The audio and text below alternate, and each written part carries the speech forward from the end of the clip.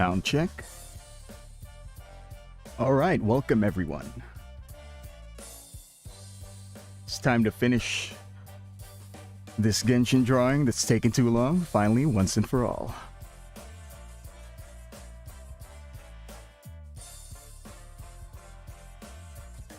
Got a new stinger transition. It's pretty cool. Fits in with the Forge aesthetic I'm trying to go for. But anyway, let's load this thing up. Bam. Real talk though, I kinda did the line art for Lumine way in advance. Just so that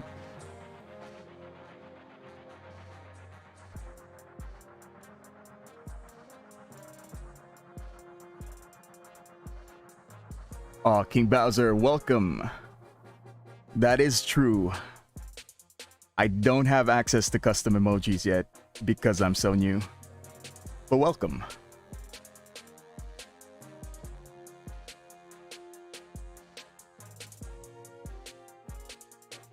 It's time to finally finish this.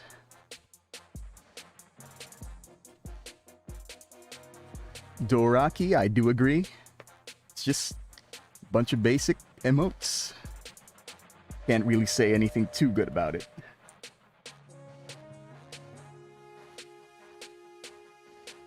But now that we're here, we can finally finish it. Let's just add some placeholder text here.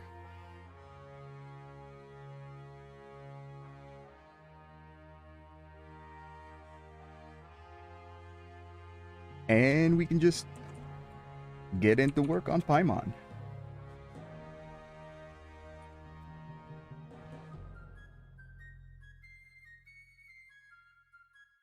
Oh, whoops.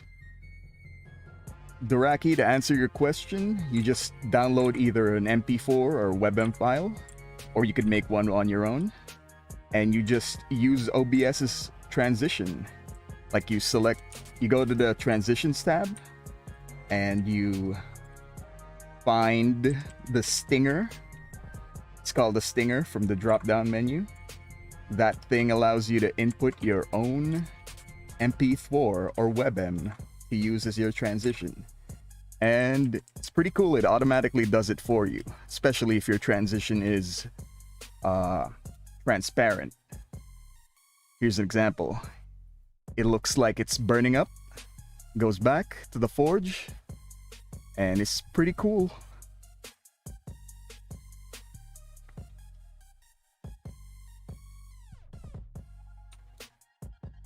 It's a weird term. I guess they just called it that.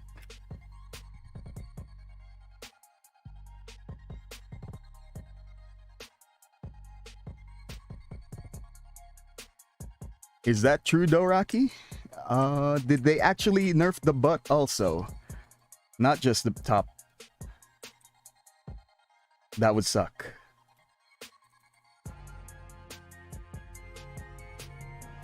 Doing all this just for good gacha luck, and they found out they already nerfed the character. I guess technically it wouldn't be a nerf since she hasn't been officially released. A nerf would imply releasing beforehand. Oh, we have another Venti man on the chat. I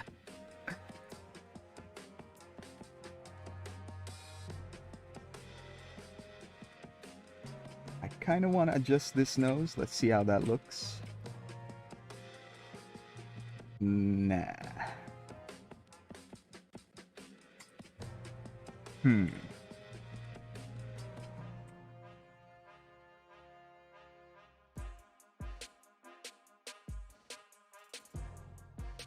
Maybe if we redo the whole mouth. There we go.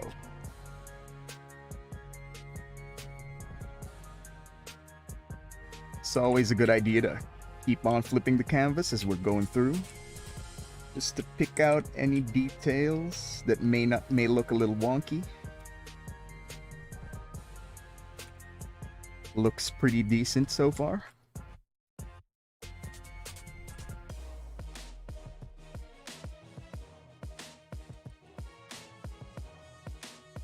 Oh gosh, this shuffle playlist just played battle music. This is too hype for a chill art stream.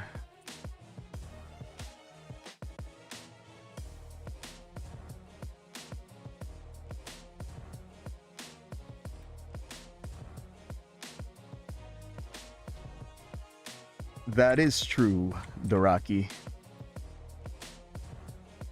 Am I pronouncing your name right? Doraki? I guess I could call you Doji.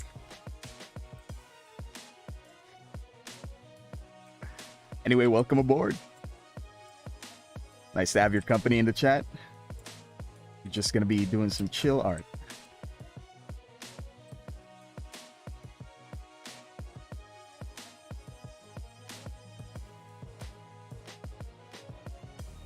Oh gosh, readjust pop filter.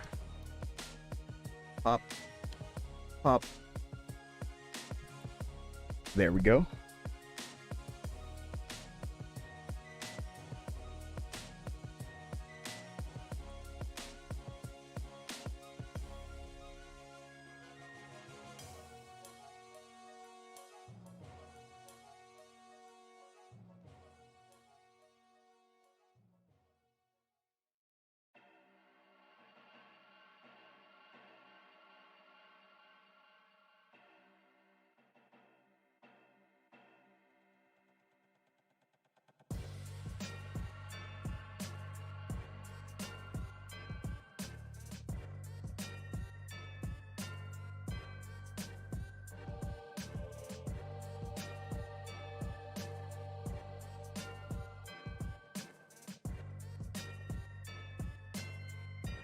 Taking on the actual timeline of things, this might actually be weird timing for this drawing.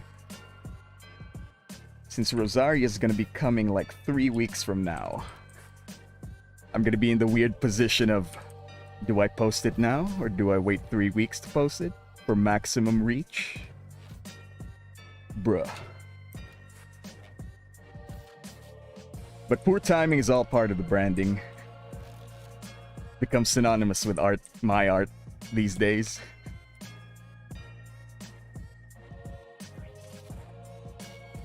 So I guess it's just par for the course.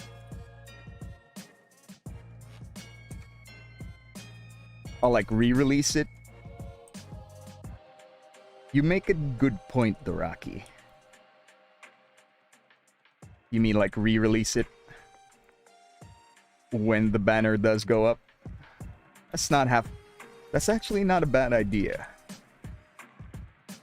Just hold off on posting it on Reddit or the MiHoYo forums until the banner actually does go up. Just release it on my regular channels, like Twitter and all that stuff, as soon as it's finished, which would hopefully be today. Fingers crossed. Paimon's the only one with line art left, and coloring is hopefully gonna go faster than line art.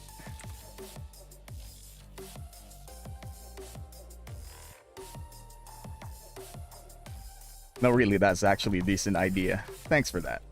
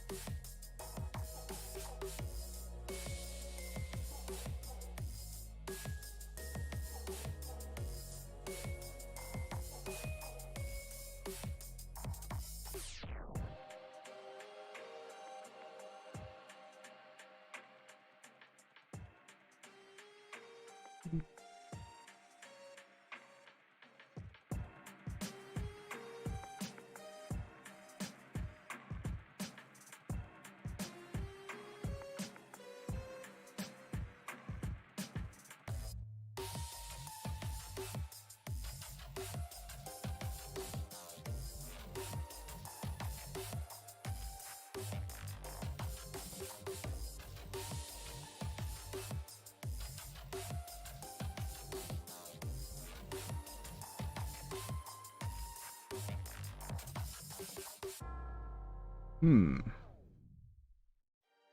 So far, Paimon's had the easiest hair to draw so far. It's just big basic semicircle with some cowlicks coming off it. Pretty decent so far.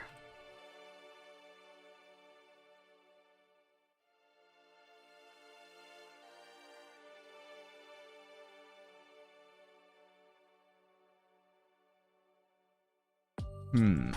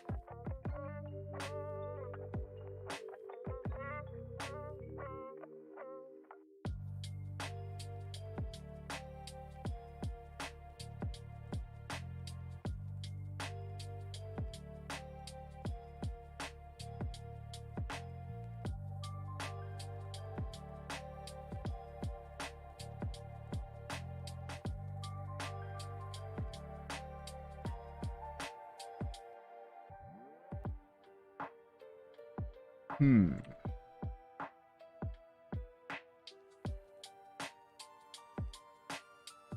Is this joint weird? Nah, that's fine.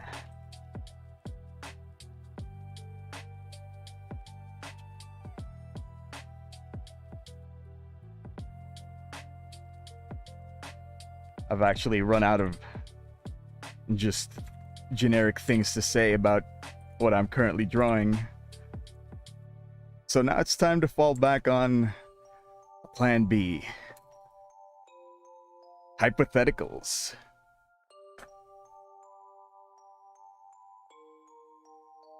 Like if you, Doraki, or King Bowser, if you're still there, you guys could have like any weird superpower. What would you guys pick?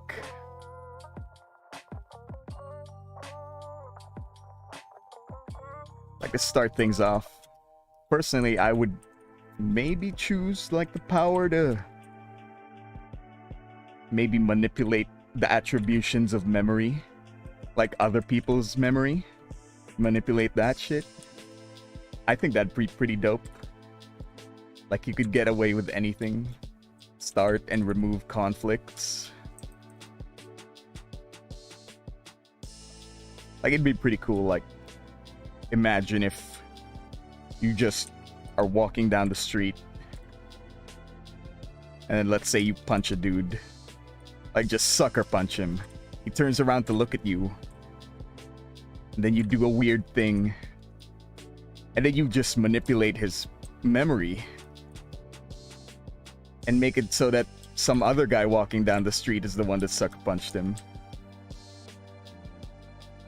Then you do a weird... You just basically be sowing chaos and conflict. I think that'd be pretty sweet. But I wouldn't use it like that, though. That'd be, like, too dickish.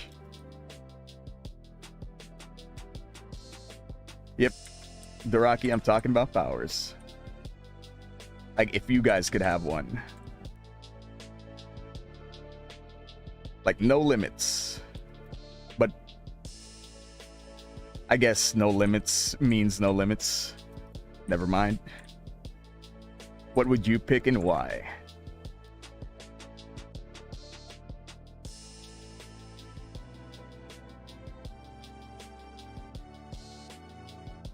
the more non-conventional, the more interesting it would be.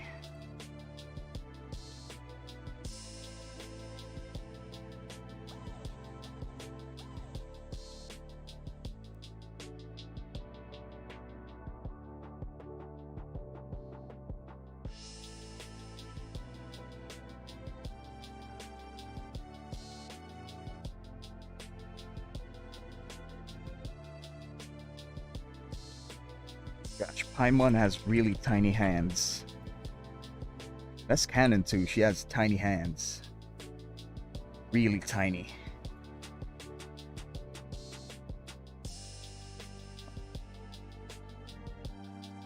Hyper adaptation? Duraki, could you expound on that? Like, is it like nanomachines? If you get punched, your skin hardens in response to physical trauma?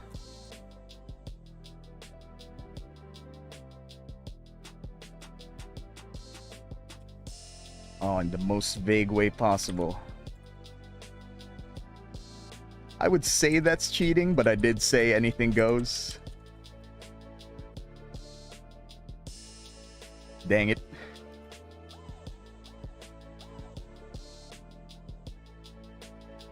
But then you just be like Kevin from Ben 10.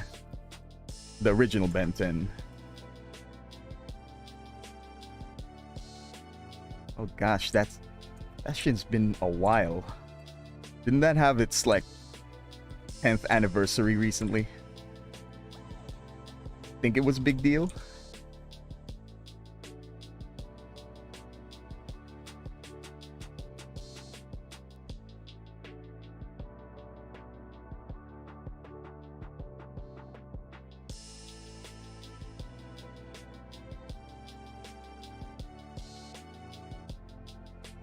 Not gonna lie, Gwen was pretty good. I should draw Gwen.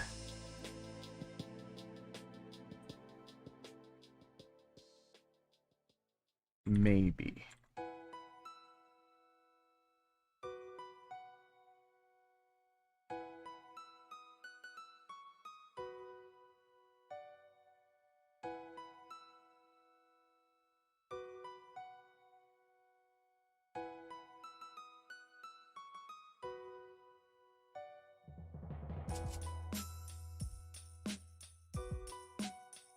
Oh gosh, don't even get me started, Doraki. I feel like my bones have gone. You know that guy from SpongeBob with the glass bones and paper skin? Feel like I can empathize. It's pretty concerning how my joints make really weird noises, especially when doing push-ups. Oh gosh, the moment I stream, dogs start barking. Alright. I guess that's just cosmic luck. Let me mute myself for a little bit.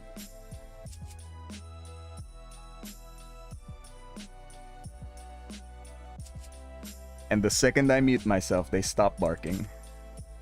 Thank you, universe.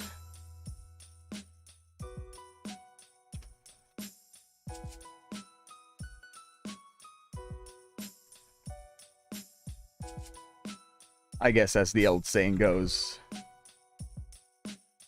it really do be like that sometimes.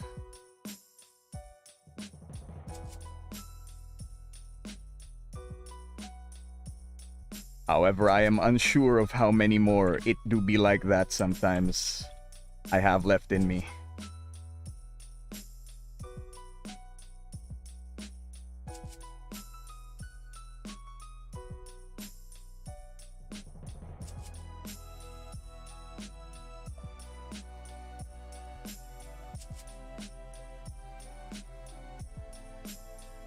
No.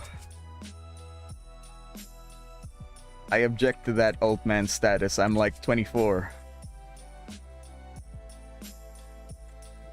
I do not condone this old shaming.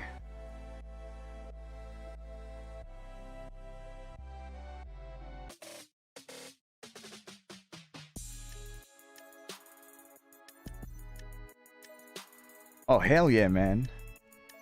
Doraki, you right. Billy and Mandy was pretty good.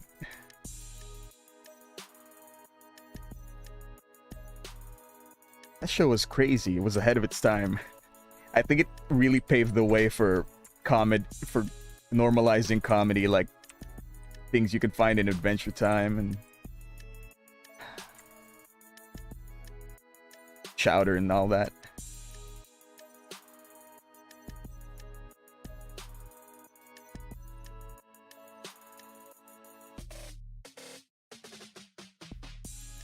I think Grimm is my favorite representation of death in any medium. I'd rank Grimm above Shinigami's from Death Note. Grimm from Billy and Mandy, I would rank above Mori Calliope. No offense, Mori.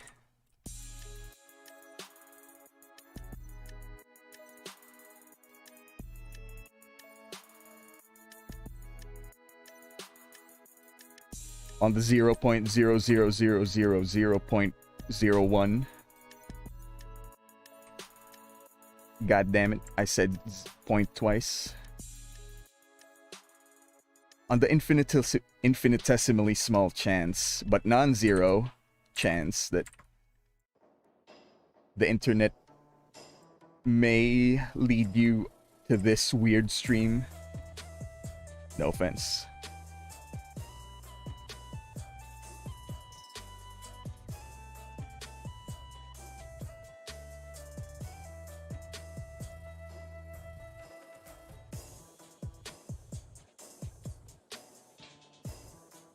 I mean, for its time period, Chowder was pretty good.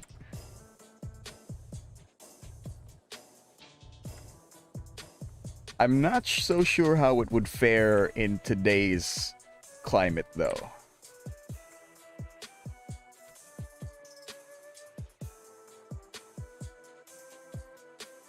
Chowder had some excellent fourth wall breaks, but sometimes it kind of relied too heavily on wall breaks. Like when a character breaks the fourth wall, it's funny at the time, but after they've done it once per episode, there's no more wall to break. They've already broken it, so kind of loses its edge a little bit.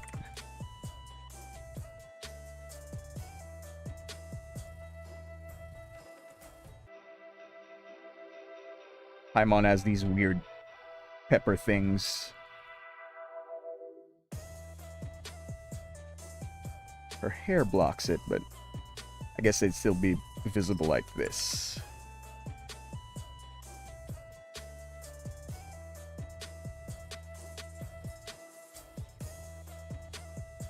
Oh my gosh, Doraki, I actually know what you're talking about.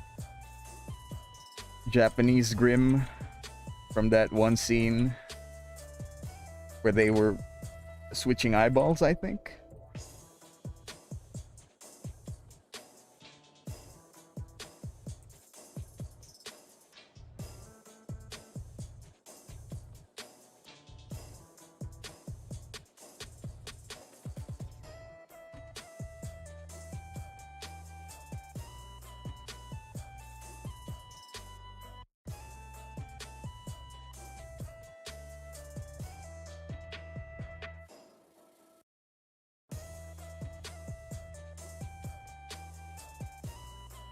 Oh yeah, I guess that is true. Oh gosh, my internet is dying. Hold up, fams.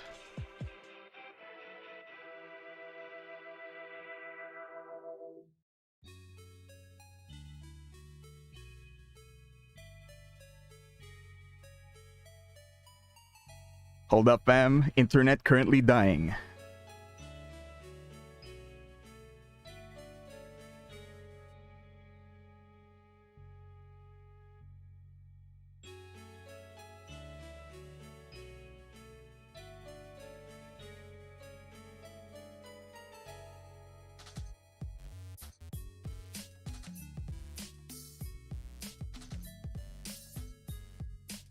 Oh gosh. Help. But it's sending out... Bruh.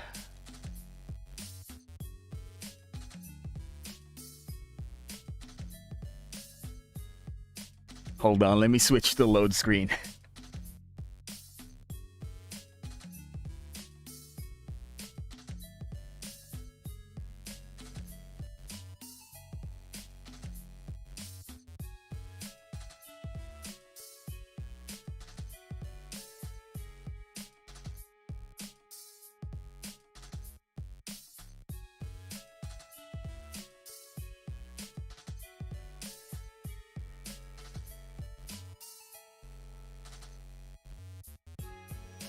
Oh gosh.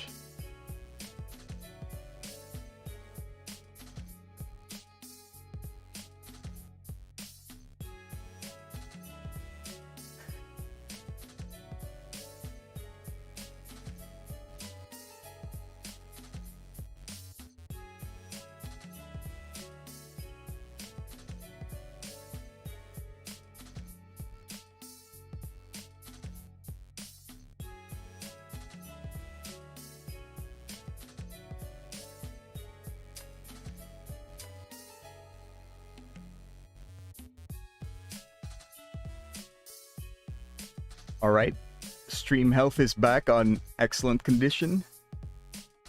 What the hell happened there?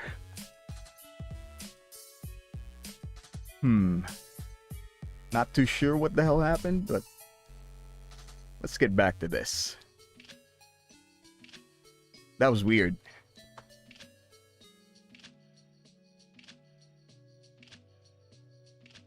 Oh gosh. Alright, it's healthy now. Woo! That had me worried. But it should be good now.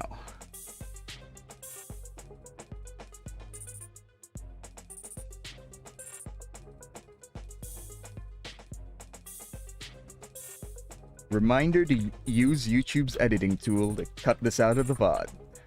Maybe.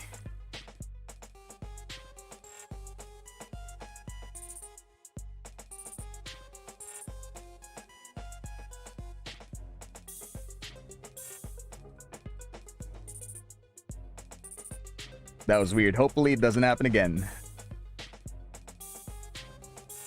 Oh, gosh.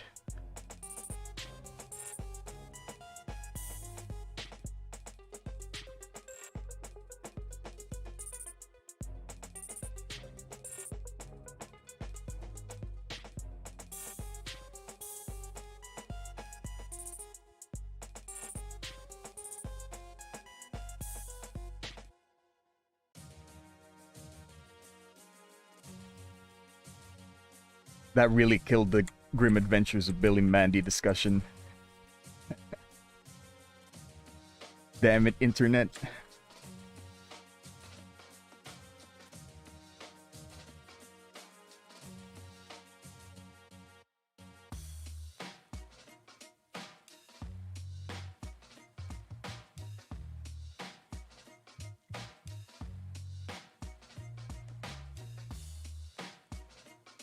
No! No jinx.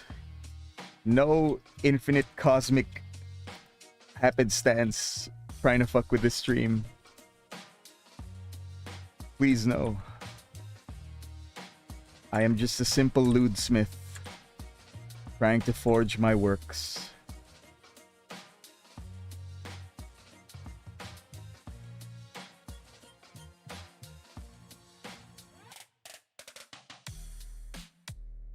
Oh snap, these are on the same layer.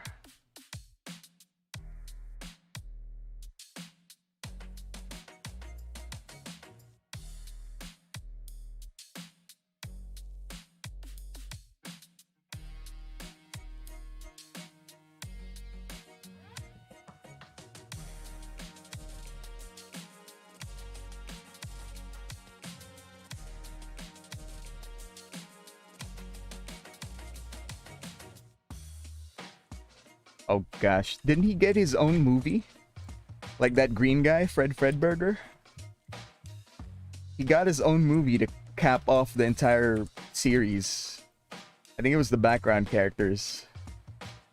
I believe it was called Underfist. I only remember this because of the joke about Underfist in Overwatch.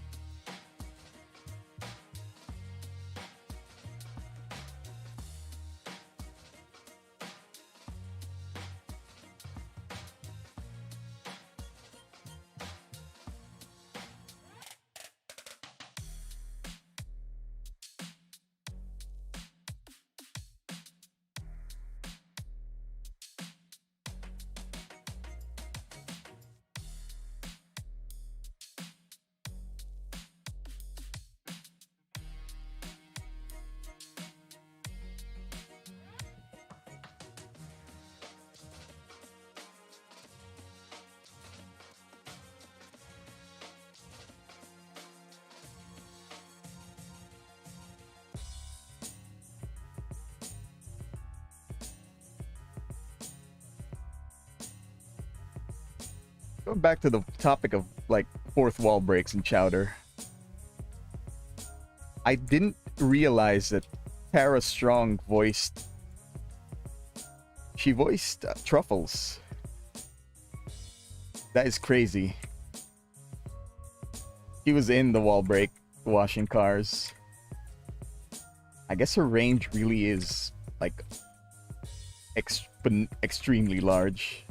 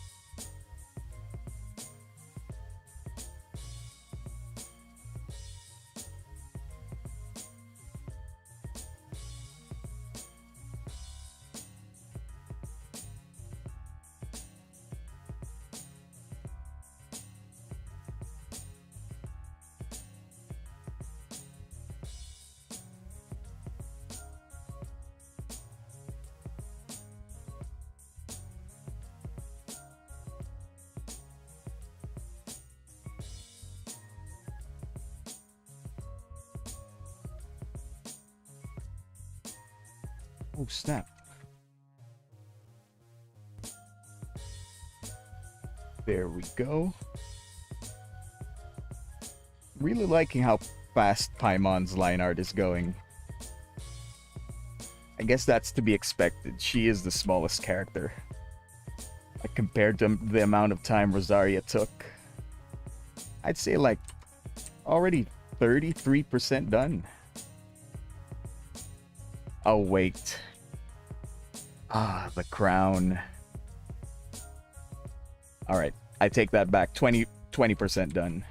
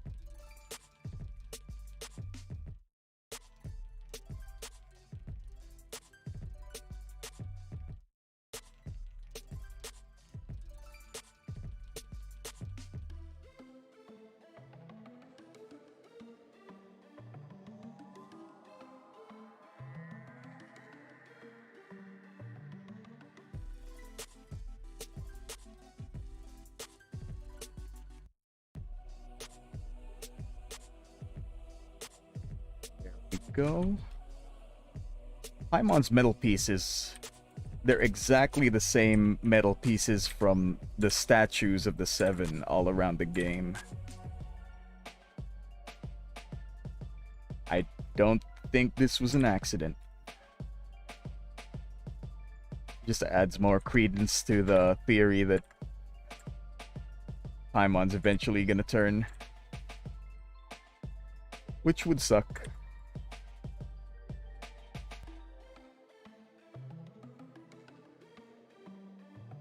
I like my floaty little fairy that gives witty remarks.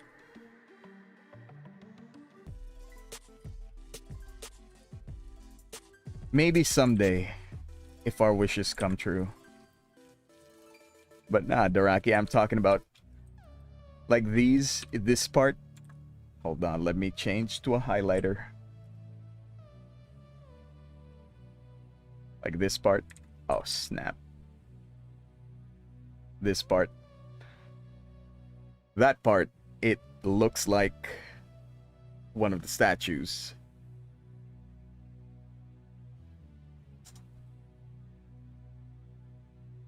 Oh gosh.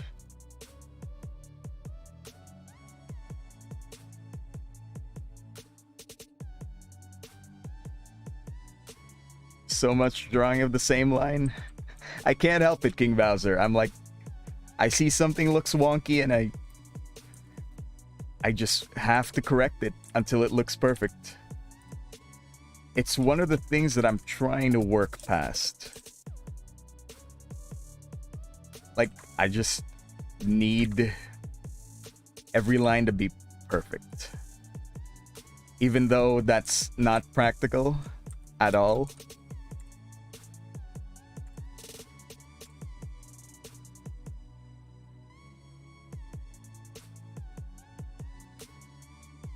I really gotta work on getting over that perfectionism.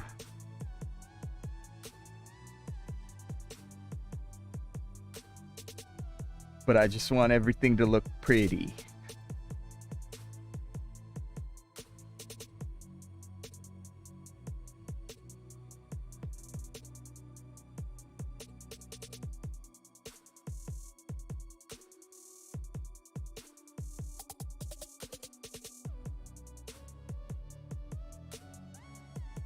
Dang it, I agree with you. You're right. Good enough is passable. I will try to use this philosophy for this crown. Start a new layer. Alright, good enough lines. Damn it. Good enough Good enough. Bruh.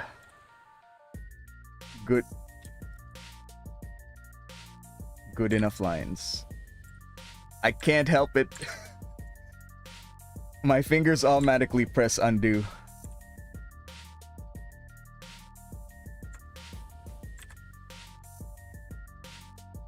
Good enough. Good enough lines.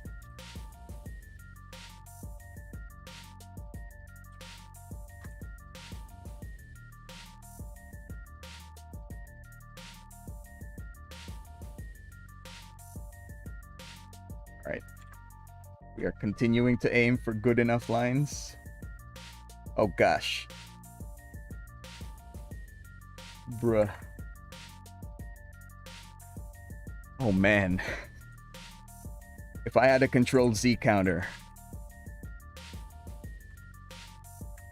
all of my drawings would like hit the high thousands mark.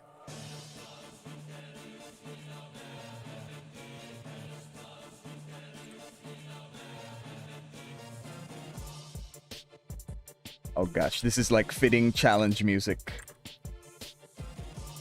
Good enough lines.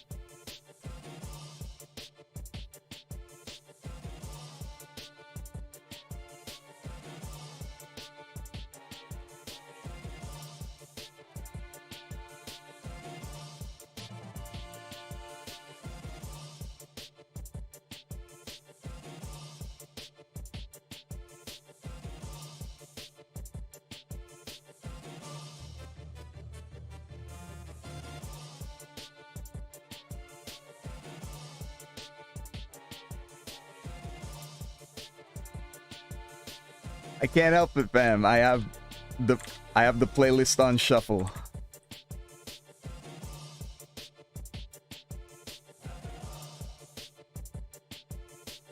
And I kind of don't want to touch it in case the playlist decides to just randomly shuffle in a copyrighted track like what happened last time. Immediate after the stream was over, within seconds, copyright claim. It wasn't a copyright strike, so it's not that big of a deal, but copyright systems are crazy.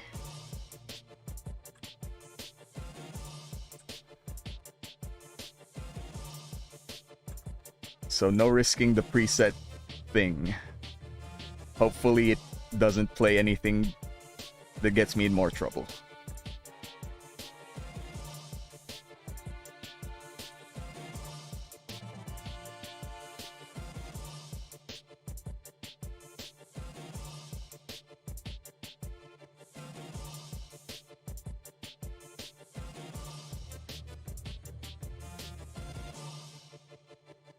I guess I picked a terrible time to join YouTube.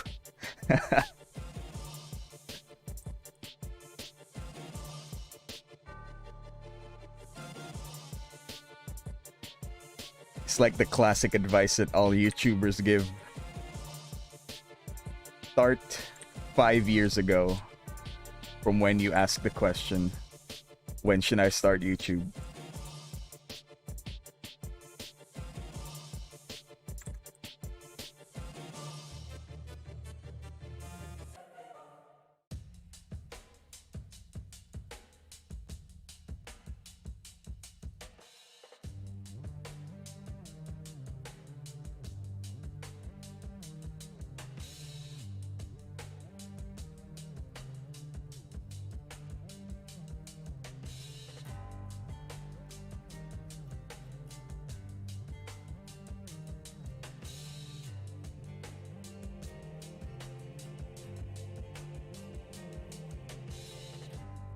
Even with these good enough lines, I'm trying to do micro corrections that no one will ever notice.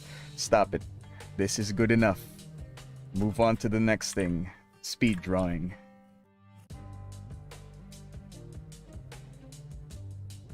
Long line. No. No more Control Z. Use the line. Fix it in post.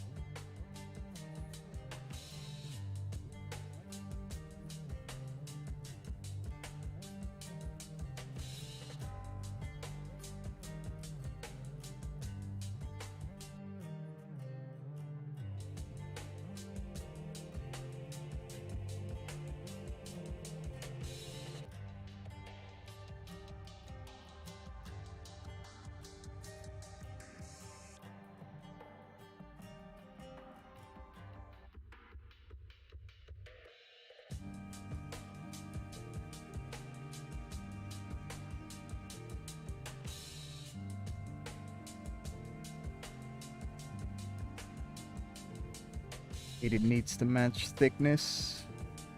Oof.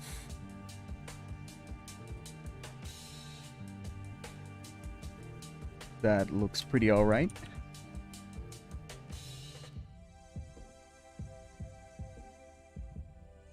Should do this on a different layer. There we go.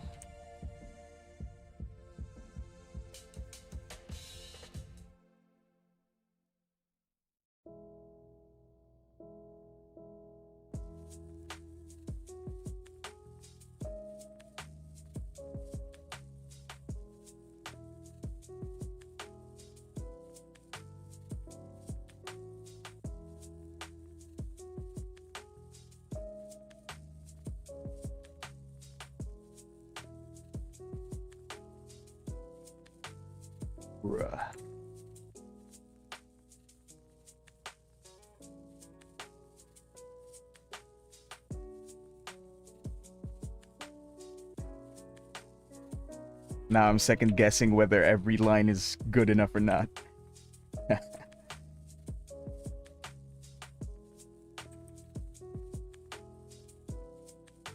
I guess that's an acceptable outcome. I do not like this angle, however.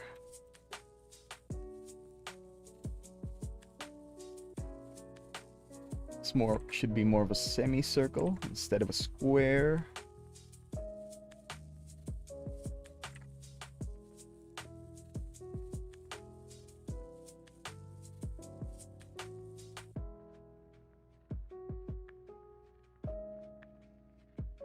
Oh no, don't worry about it, man. It actually is a skill I'm trying to learn. Like, judging the value of whether or not it's worth it to go back. Because sometimes it really is just a waste of time trying to get a line perfect, when good enough would be good enough.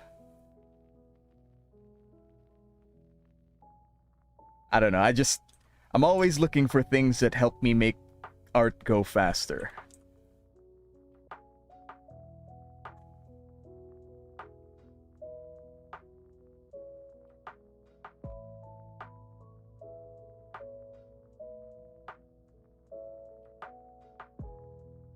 Like for short lines like this, I think it's fine to spam Control-Z to just get a quick, good line.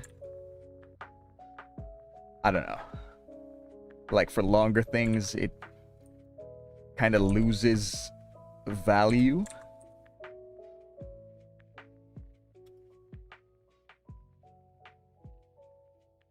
Or like the more time I spend on a line,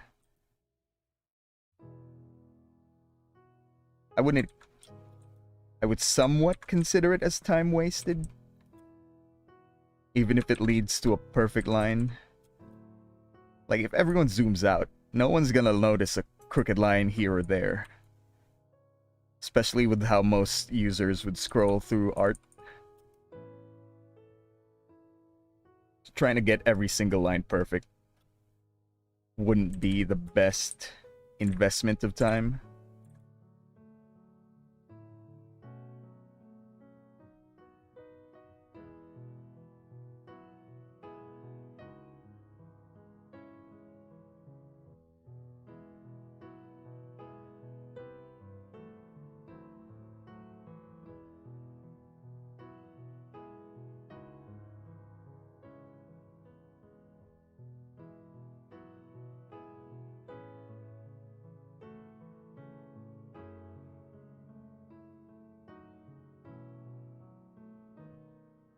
That is correct. It is a Final Fantasy remix playlist.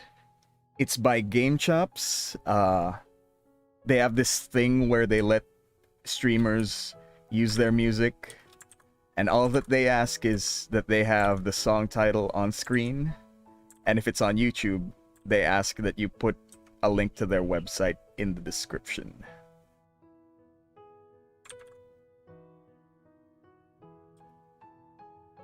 So yes, it is a Final Fantasy playlist. Tifa DLC hype. Tifa DLC hype. Wait, not Tifa. Yuffie. Wait, am I mixing the characters up?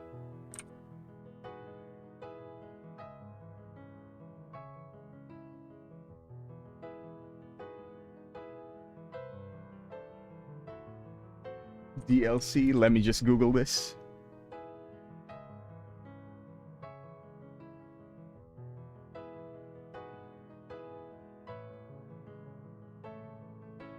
Yes, it is Yuffie. Yuffie hype.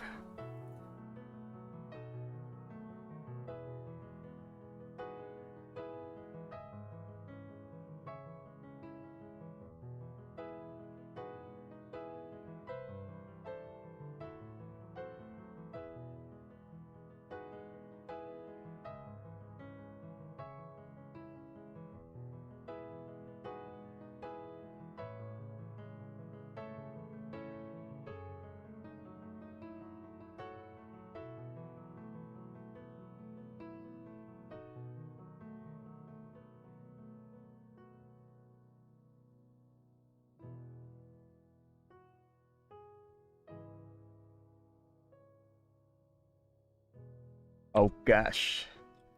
I wouldn't even... I can't pick a best girl.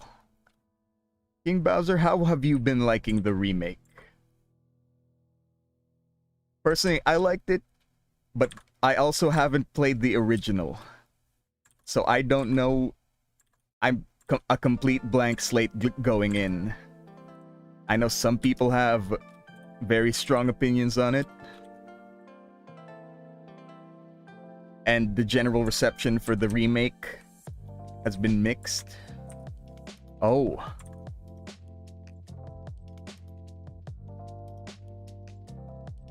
I see.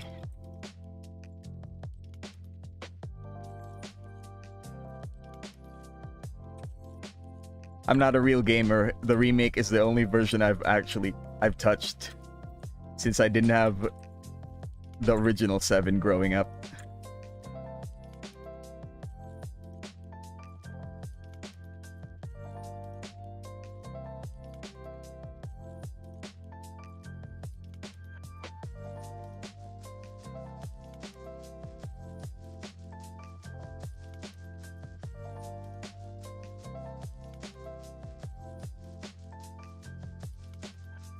My general opinion so far on the game was that it was pretty good. Sephiroth seemed out of place. I don't know why they kept using him all over the place.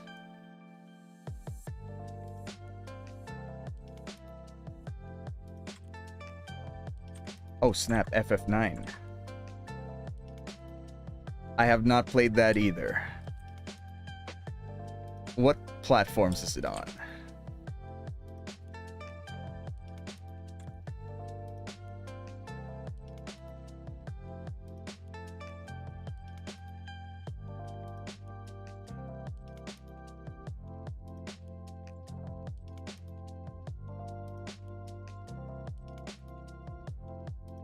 Wait, why am I asking? I have Google.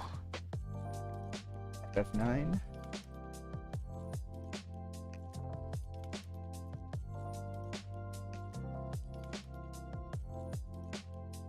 Oh snap, it's on Switch. Ooh.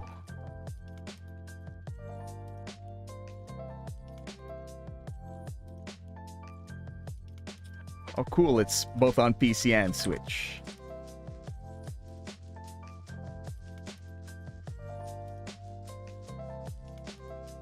Adding it to my watch list.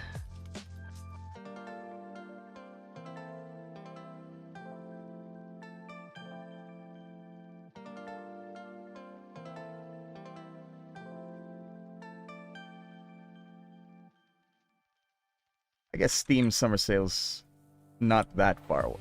Actually, it is far away. What am I talking about? Barely spring.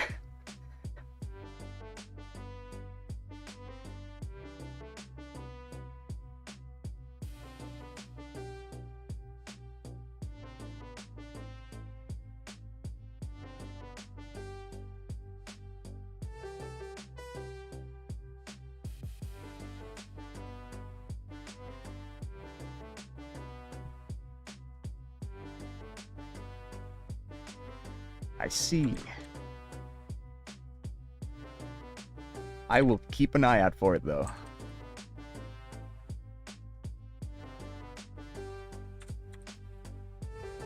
I'll pick it up on a Steam sale.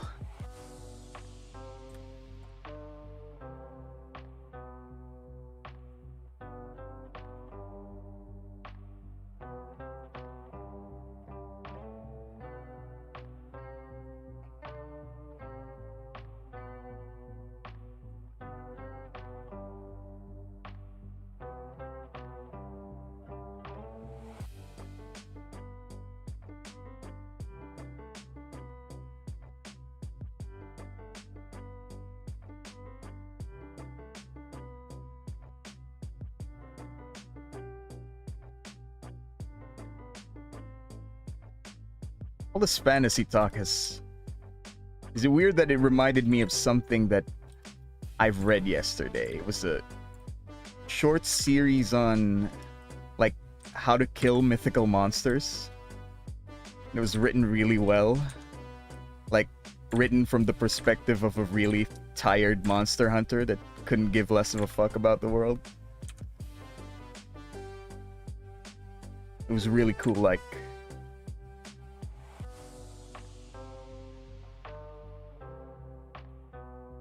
To kill krakens, all you have to do is farm pufferfishes from the tropics. Tetrodotoxin would make quick work of the kraken. I believe it was called How to Kill series. But I've lost it. I've lost the link to it. Damn it. It's like a bunch of images of text.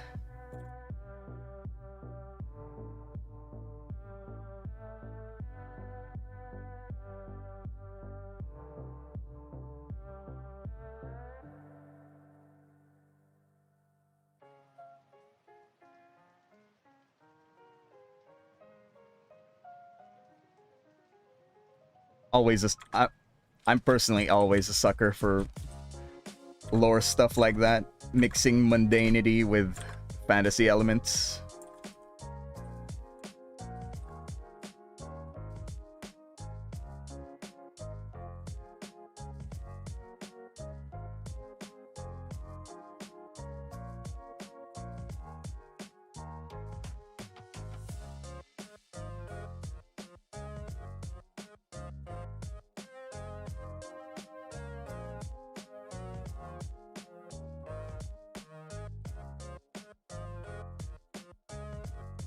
Trying to recall what else was on that list of monsters that I've read.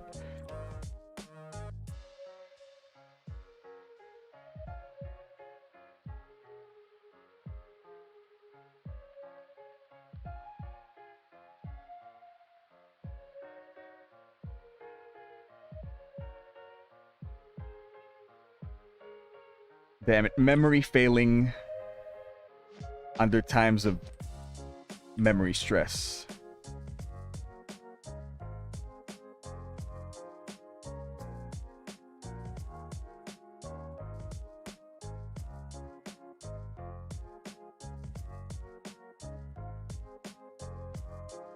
I guess I was just really impressed with the lore implications.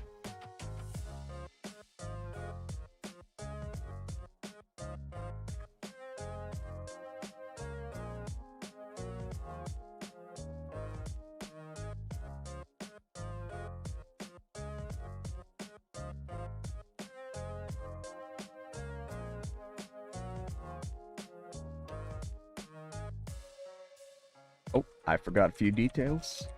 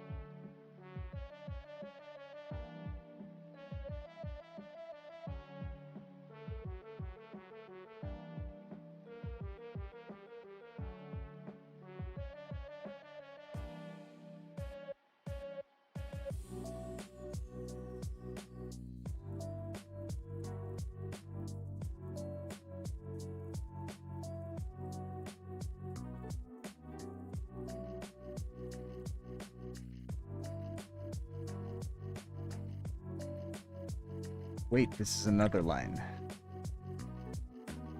What?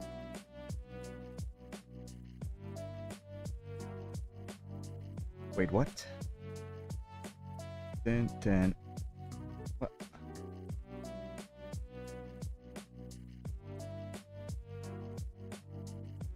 Wait a minute.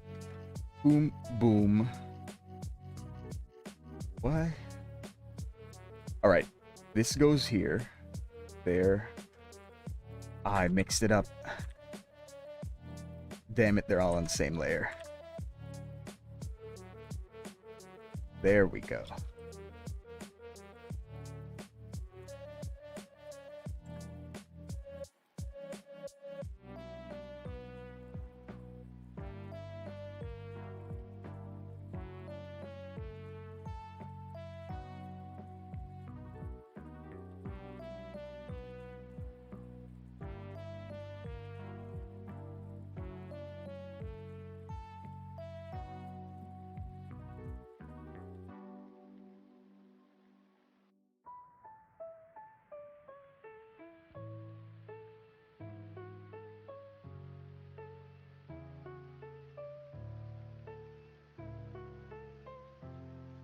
This trifold symbol is weird.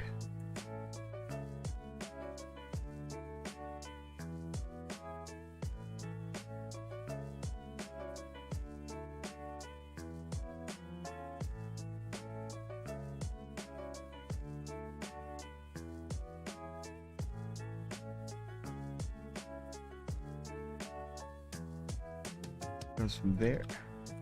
This line's too rough.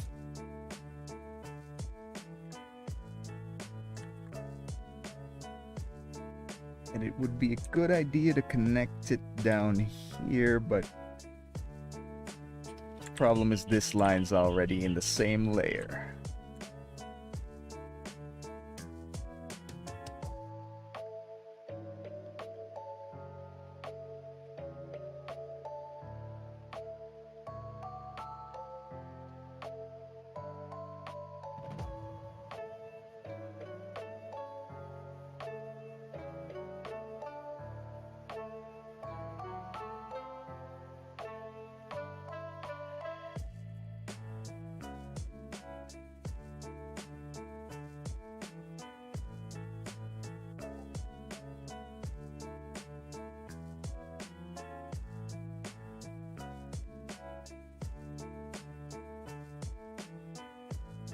Alright, weird tip for circles. Make a line art layer. Get a curve. And just make a circle by rotating the whole canvas. Try to keep your mouse steady. Eventually the rotating canvas will make perfect circle vector for you, which you can just smooth out like that and freely transform to fit your needs. Size it down, you can readjust the thickness, and voila, perfect circle.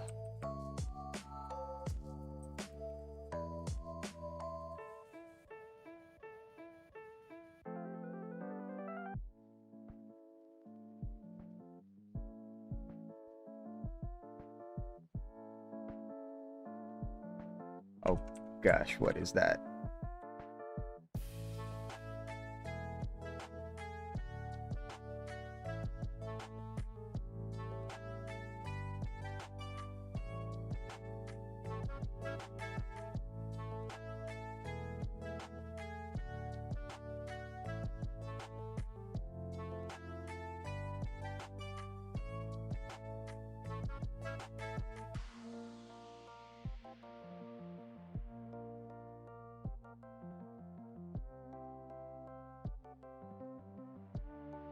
There we go, almost done with the Paimon.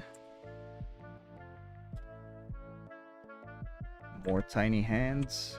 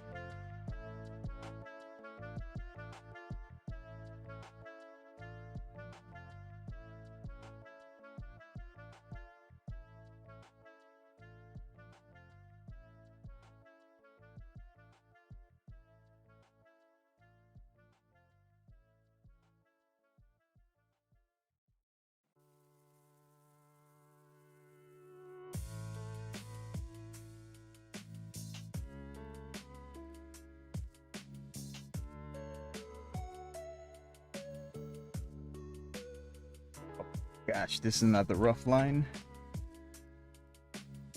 Just gonna cheat and use vector points.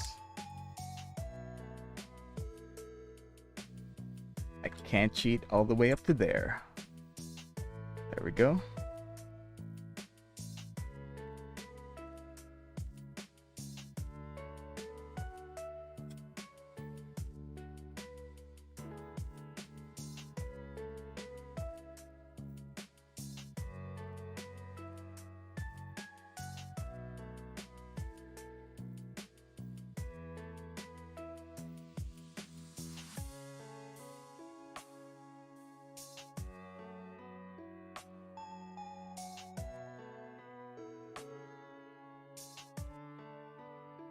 Personally, I try not to over-rely on the use of vector points, or vector lines, as they're called.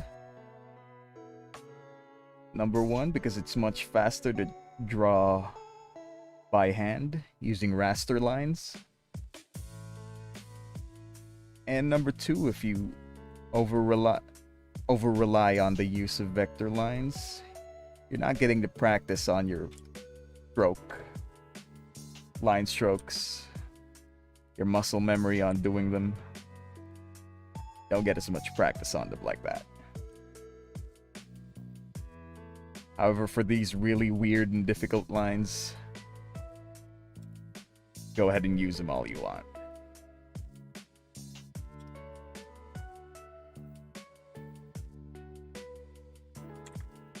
Just readjusting the thickness of the lines so they look more organic. I usually like thinner lines where they congregate. Thick lines from point to point, like from endpoint to endpoint.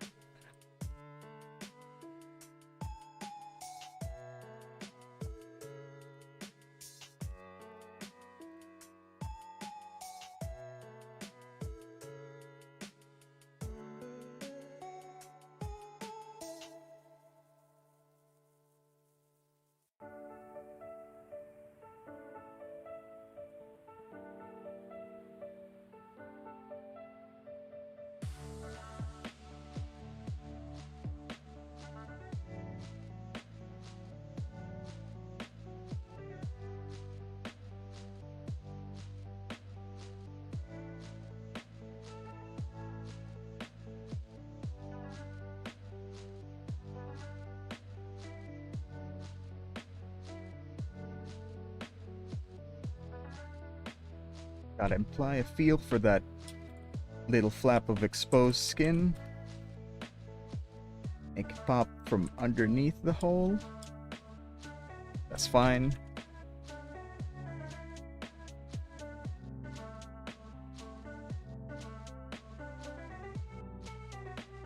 She has weird sock shoe things. Not really 100% sure what they look like from behind, but I'm guessing they look like this.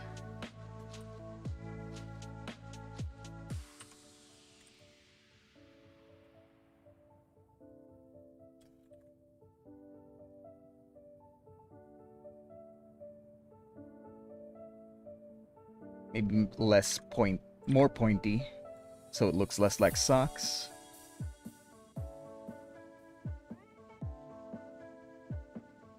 But it'll still look like socks. Probably add a heel.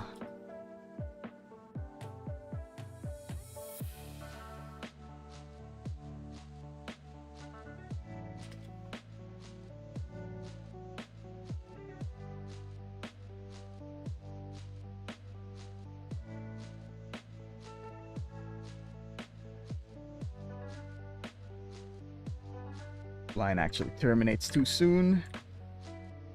Continue it on straight.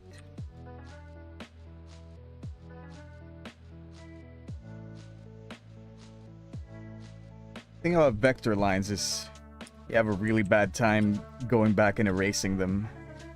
Things like this, when I want to erase a tiny bit off it, usually just end up merging it down to a raster layer anyway, so I can get that nice sharp edge for when I'm drawing in this knee metal knee part.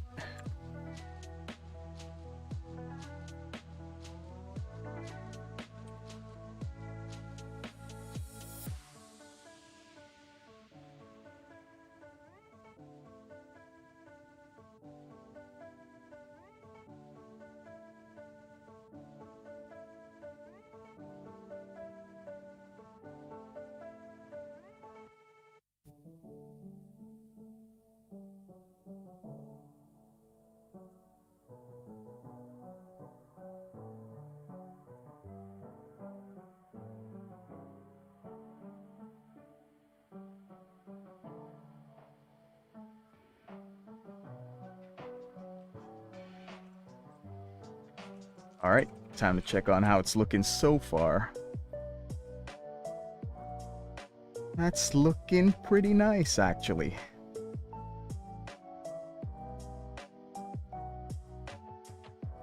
Trying to pick out faults.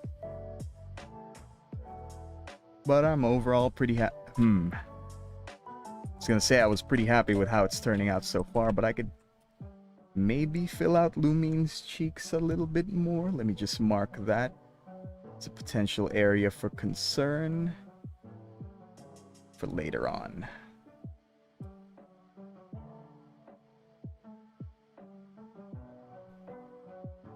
But so far, so good.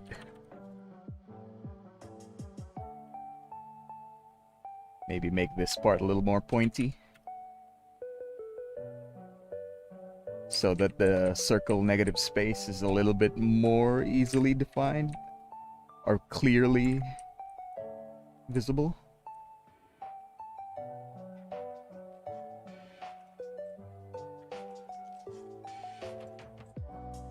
This repeated negative circle pattern, I guess it looks more like a keyhole pattern. It's repeated all over Paimon's character design.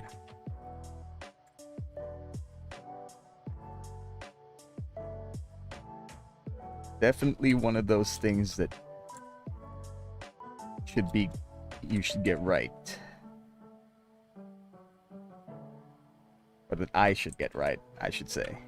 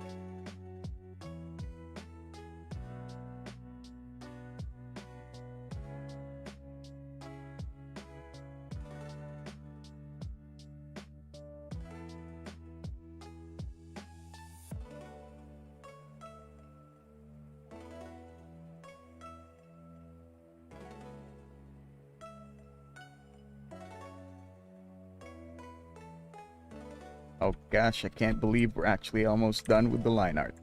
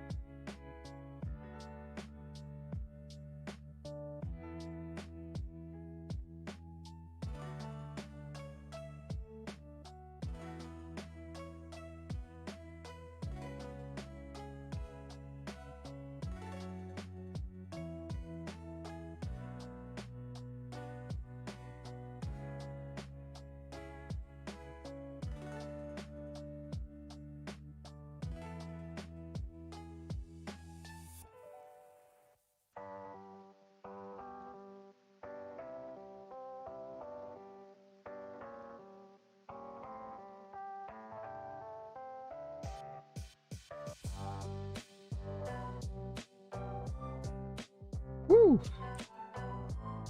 Only thing left is the cape thing.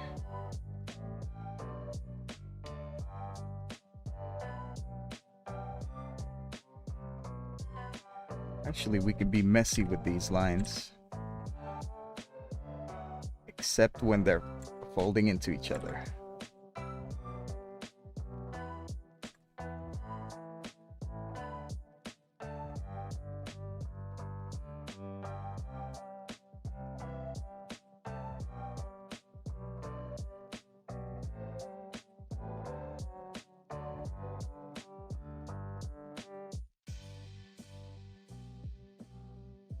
Oh, hell yes.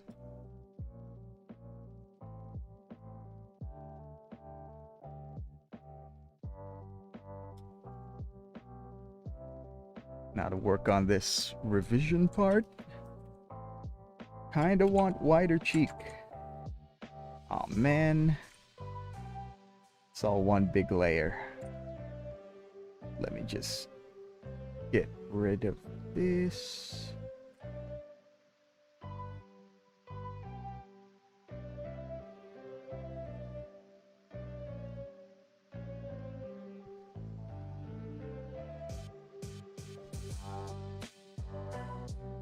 New layer.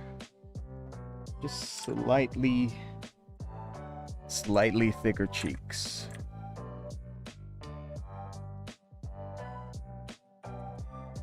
All right, I'm liking that better.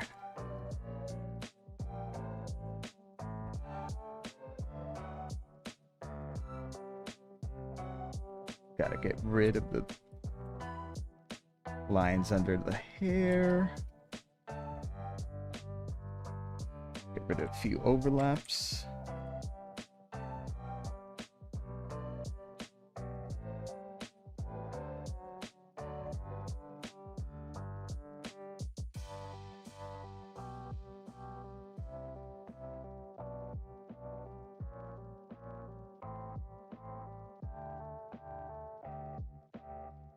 All right. Now that the most of the line art has been put down, we can play around with the expressions. Let's merge all these down. It doesn't really matter too much right now.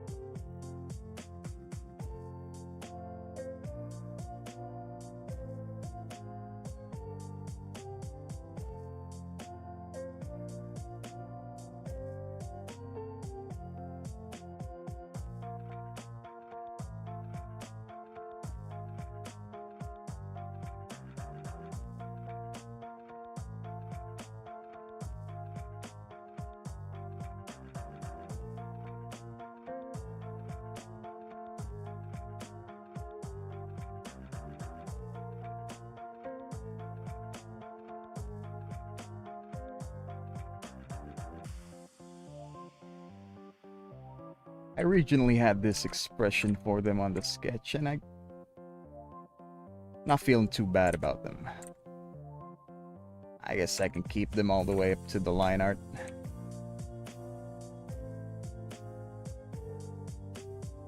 Where skin touches skin, you want their lines to be really, really thin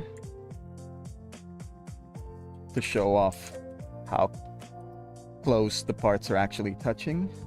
Like for the lips here, we want their intersection to be really, really thin. And that looks pretty decent in the line layer. Just gotta clean it up a little bit more.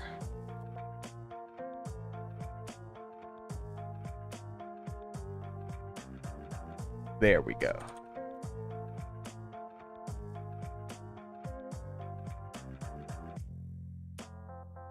Paimon's mouth is a lot easier to work with.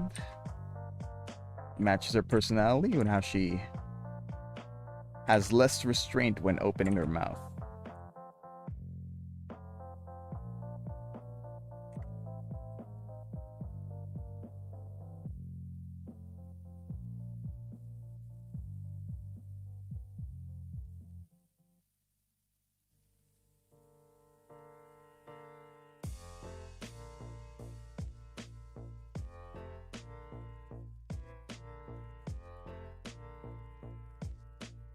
Add some teeth and a visible tongue. And that should be good. A final few lines for the eyes.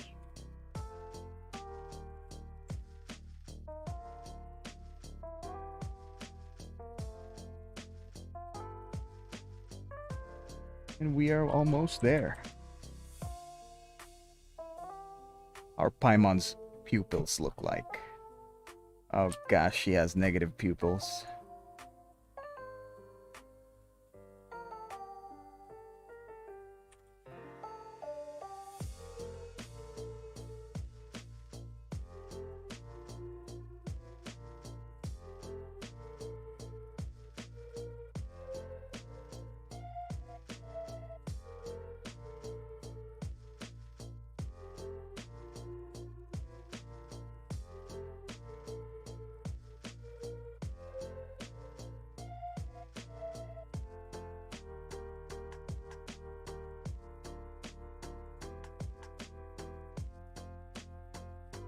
Eyes are definitely one of the few types of lines you want to spend a lot of time on. Given how most of the character's expression can be inferred from the mouth and the eyebrows, or the eye area, I should say, including the eyes. Let me just double check that they are looking.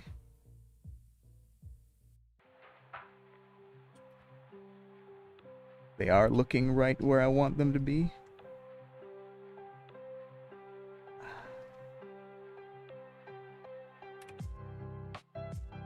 It's going to be more difficult to make this eye thinner than it would be to just bite the bullet and make this eye thicker.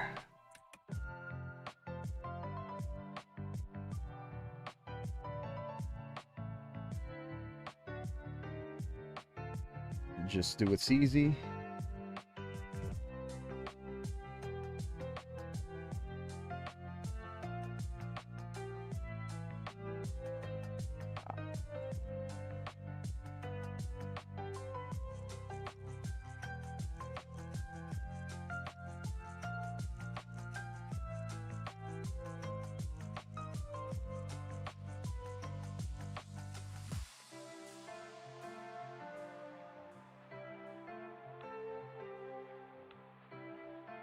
Here's the trickiest part about drawing eyes. Not only do the irises have to line up with each other to meet at a final focus point, so do the pupils. They have to line up with each other and in relation to the irises, depending on where your character is looking. So for the Paimon, flip it around. Maybe do a little cleanup so we know exactly what we're working with. And you can see that she's looking more down than across. This has everything to do with the pupils that we just put in.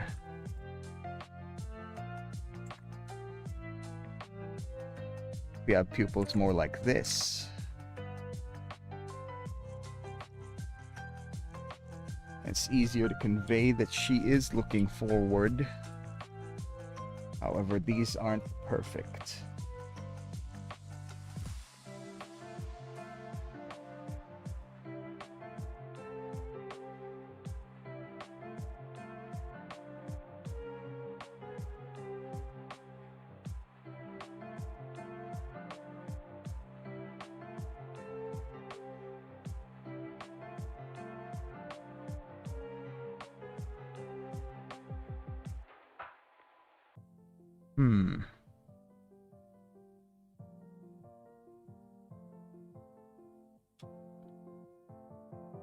Let's say make these bigger.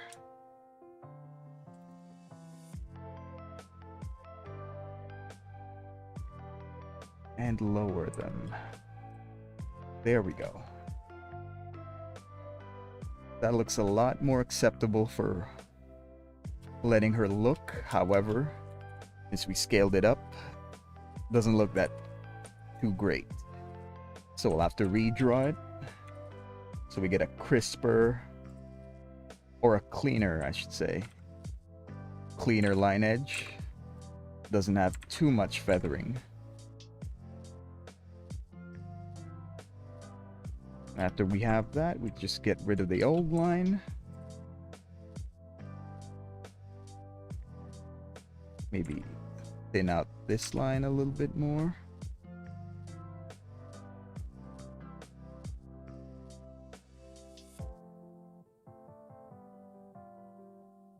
Better. Same deal for Lumine. It's going to be a little more tricky. To imply that she is looking.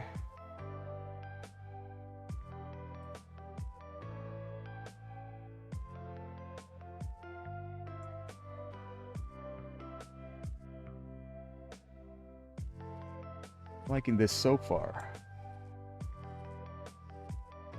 These need to be comparatively bigger, however. But...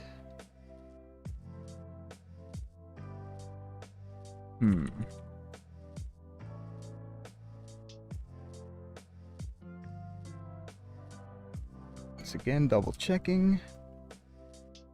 Alright, I am happy with that.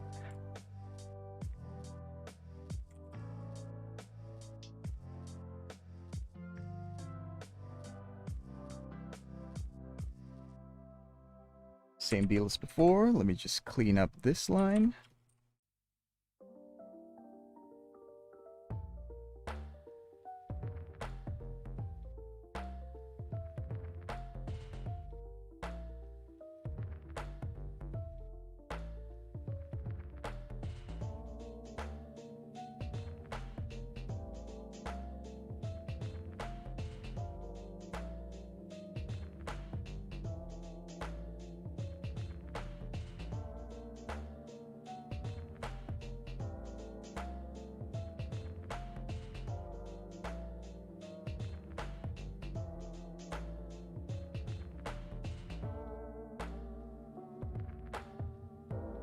And there we go, line art complete.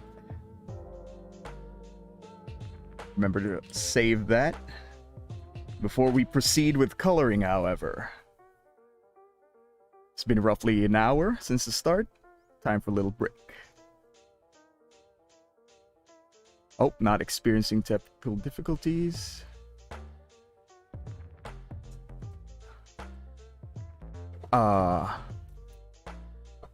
We'll be right back.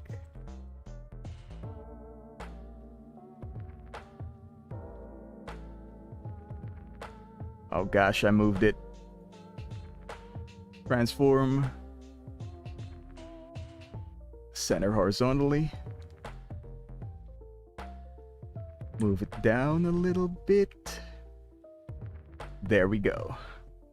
Alright guys, quick 5-minute break. Or 2-minute break. Get some water. And when we get back, we will be coloring.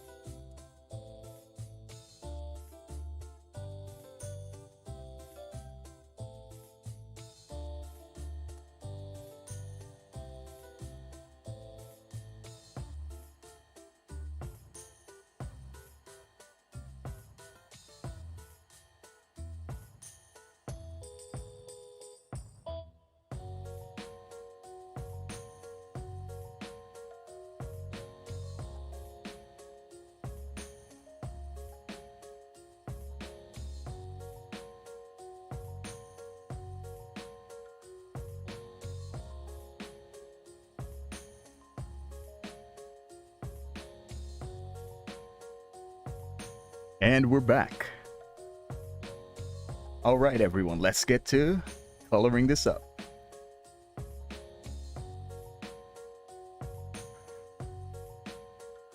Right away though, before I get to coloring, we're gonna be, as a disclaimer, we're gonna be doing the really basic bitch method of picking up color from the reference models and just plopping them on. At the end though, we're gonna do a really quick color adjust so that we could say we did some color theory, but not really. We're not gonna be applying, not gonna bother applying color theory to what is essentially a joke image.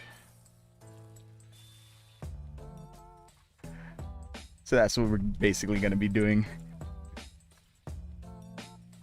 Just gonna be picking up colors, dropping them down into the line art.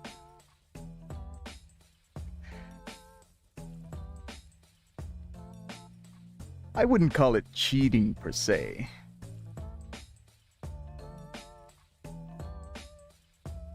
Just copy the entirety of the line art layer, make it easier for us to work on the coloring.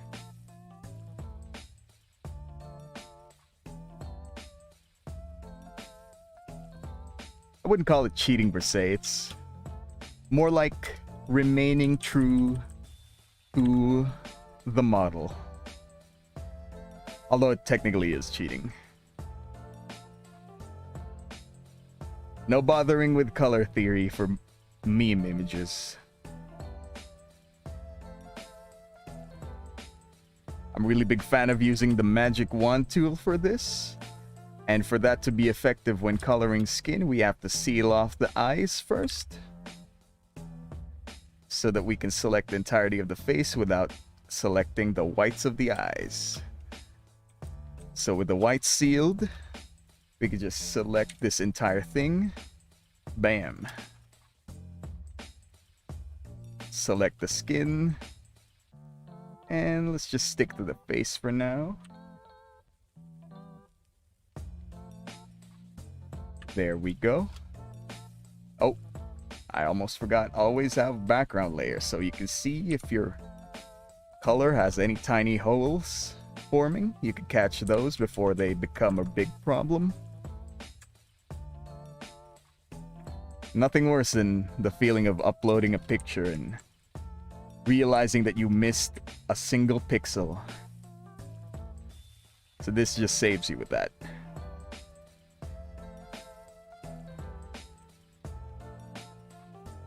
Coloring things like this made in the cartoony style, you are really saved. You really save a lot of time by putting in a lot of time for clean line art. Like for this, we can just select the hand part that is visible. Just put down color wherever.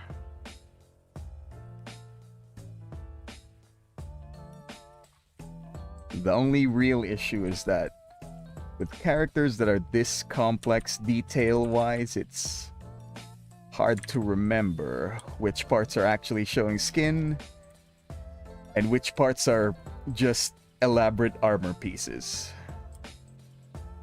Oh gosh, I forgot a line.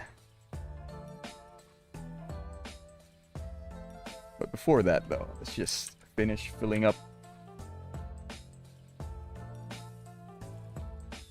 all these skin parts.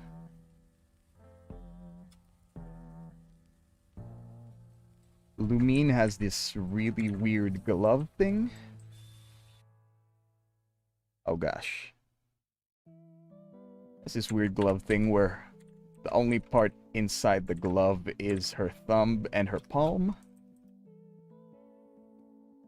Not sure what the practical application of that would be. Maybe more grip for holding swords. Not too sure. Oh gosh.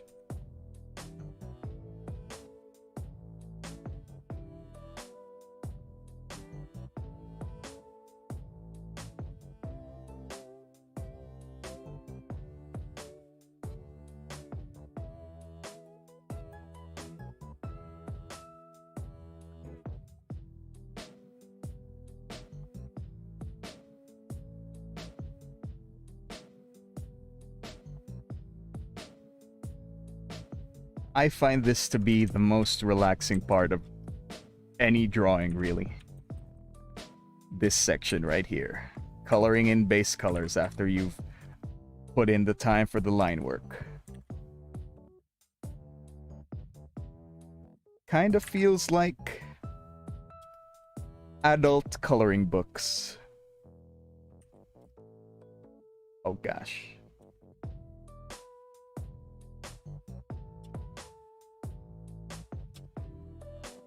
I used to love doing coloring books, so I guess that hasn't changed.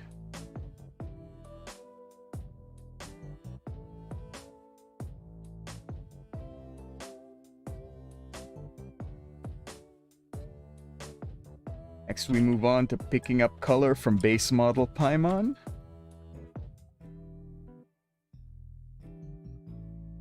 Do the same thing with the eye shields.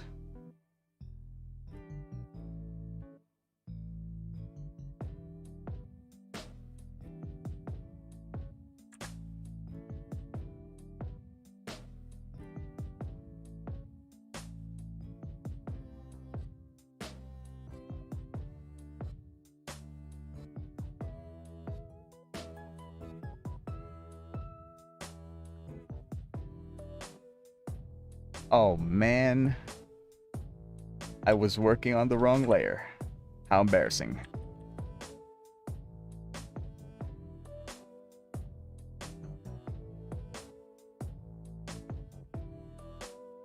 There we go.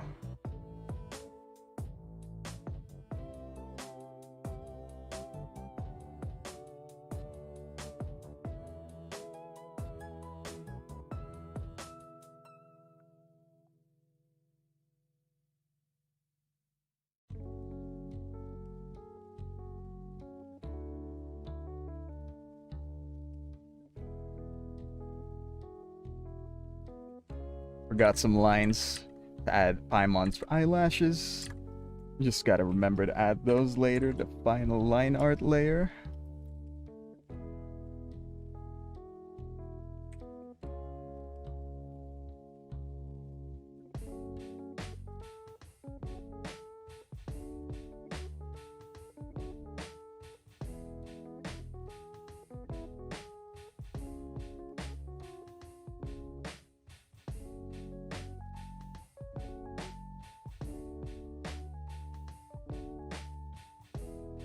And the magic wand tool really is a huge time saver for applications like this.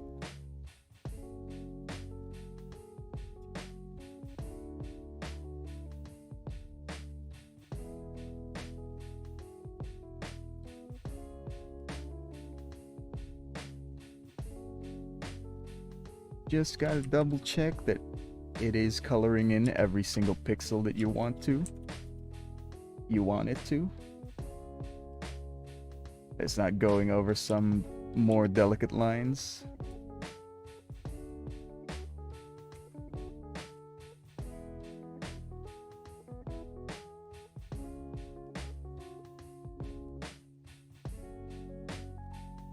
Alright, now the most interesting model. Subject of this piece, Rosaria.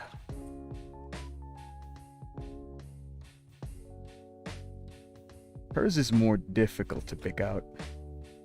I can't tell if this is base skin or if it's simply her in the shade. This model is more telling. I guess being an undead priestess, she really is just that pale.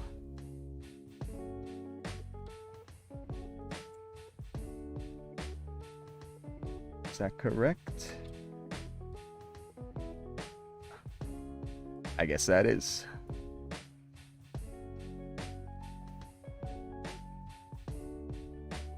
Fries like this completely encapsulated by the hair. No need to add the shield layer.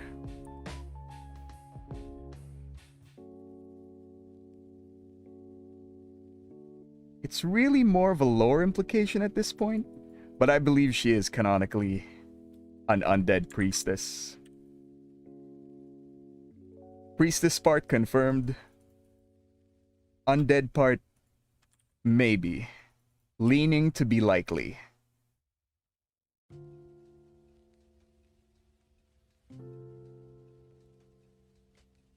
Then again, this game has characters like Chi-Chi, which, apart from having, you know, the classical undead sticker. Oh gosh. Apart from having the classic zombie sticker, you'd never be able to tell they're undead. Maybe same deal for Rosaria? Not too sure.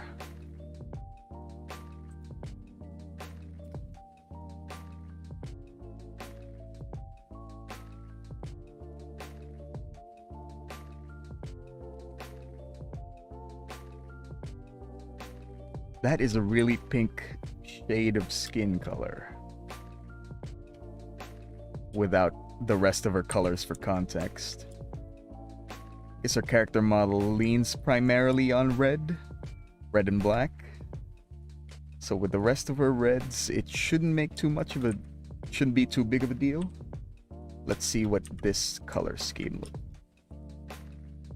Yep, outstandingly red.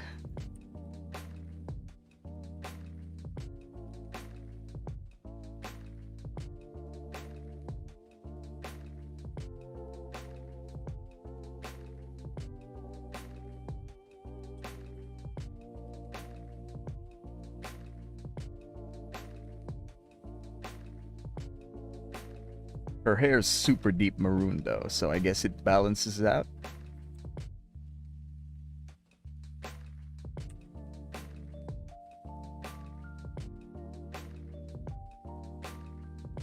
Yep, it very much does. Not too glaring now.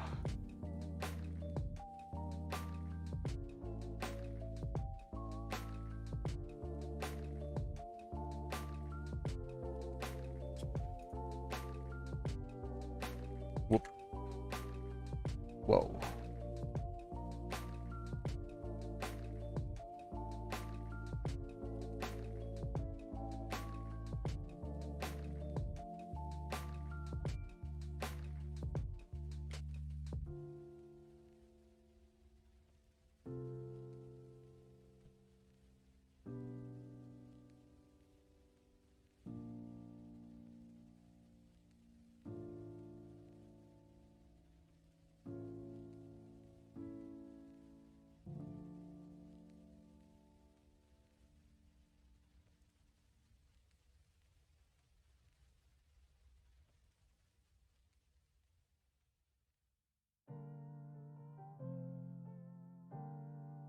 I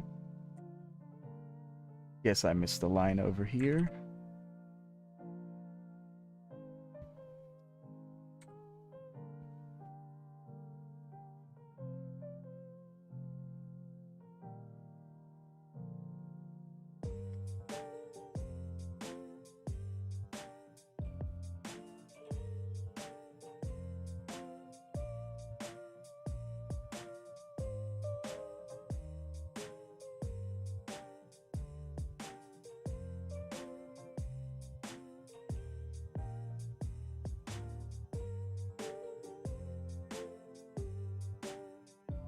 Oh no. Don't want it on the same layer as the skin, so let's put it on the layer beneath.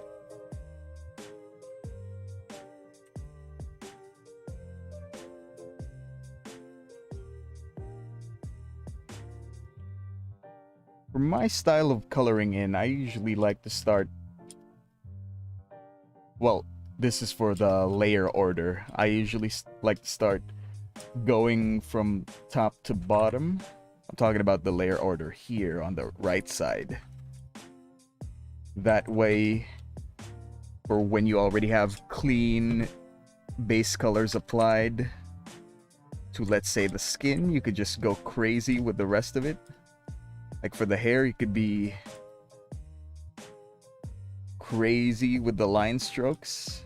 And since it's on the layer beneath the skin, it never shows up above it.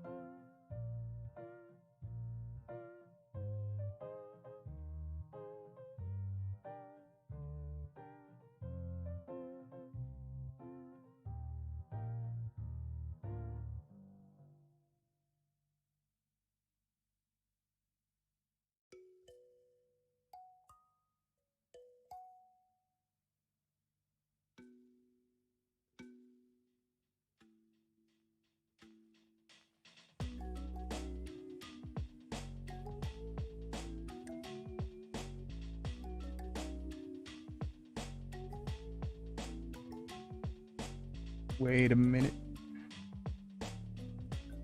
Those are indeed black. It's her gloves that are white. Sans the crazy metal parts.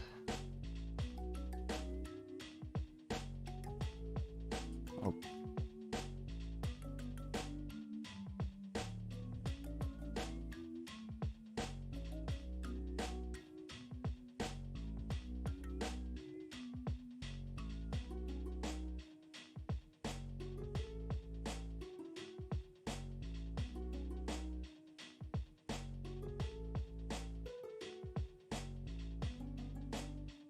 Areas like these with a bunch of tiny shapes selected.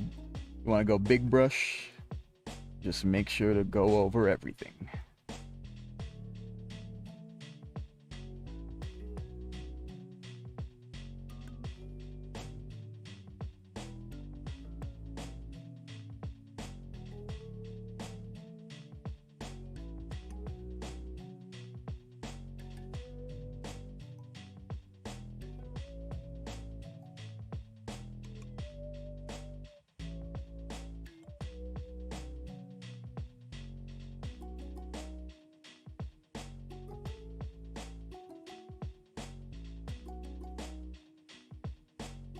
I didn't even notice these tiny triangles. Hold on. Most of the parts here are white, so we can just do massive progress.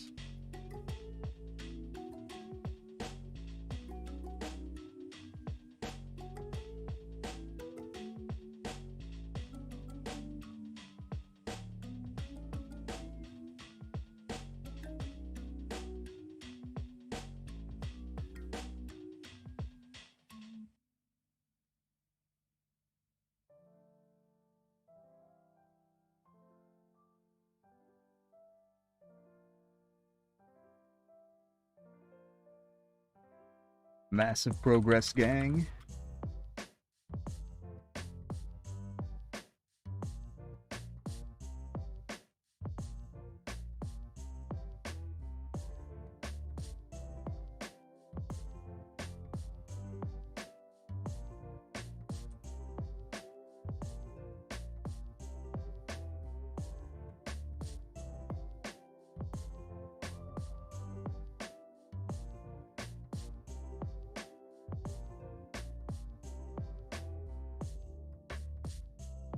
There we go.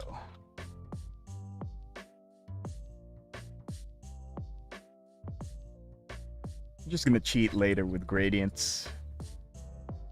Don't worry if it looks a little bit flat for now.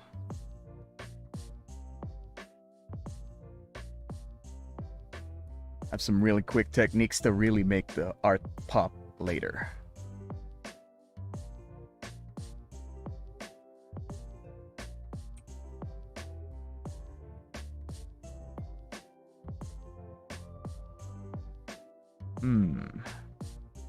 Don't like how big those are. I mean, how dark.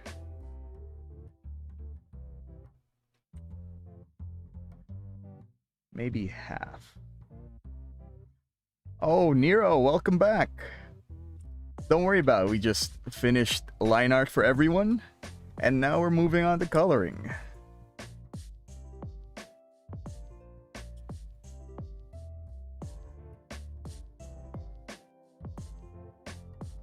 But really though, welcome back.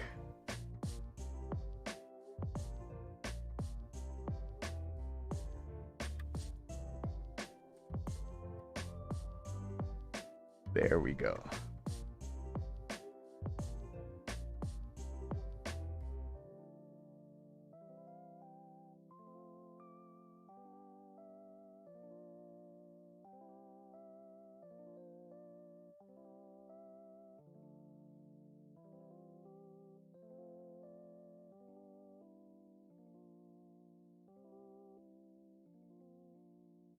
Thanks. Here's a better look of what it looks like so far.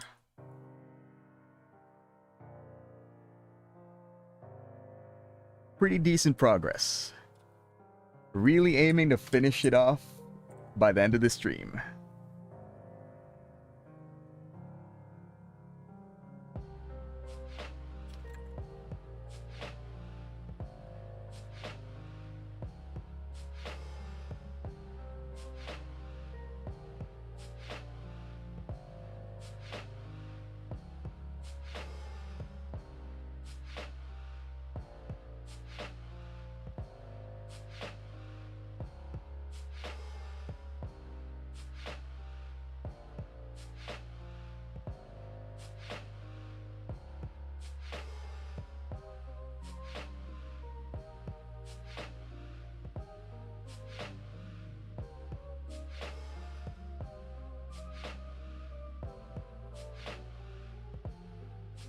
Nah, Nero. It's actually... After the line art was finished, proceeding with coloring is gonna go really fast. Especially with how much care we put into the line art. Coloring everything in is just gonna be a matter of selecting which parts you want to color and just plopping down color wherever.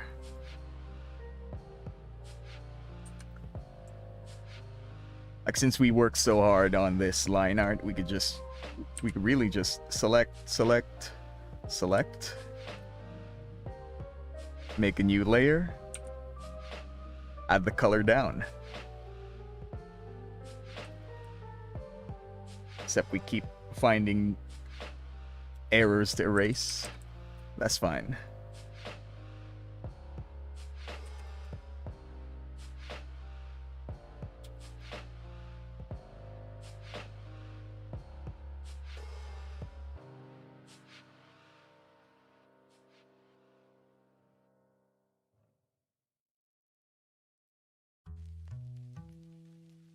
Really, the only challenging part of doing it right now is picking which color to select next and making sure you find everything that needs to be colored.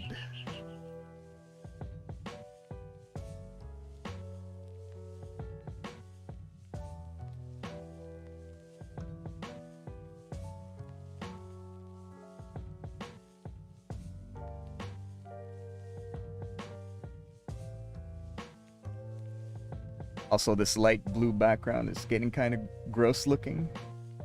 See how it looks like red? I feel like that's better. We're working on this gray-blue color palette the main character has.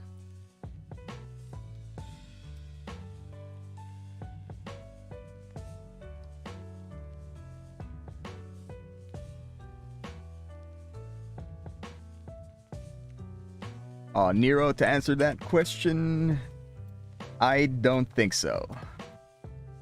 The schedule remains every other day. I'm thinking of changing it to MWF. Not too sure yet.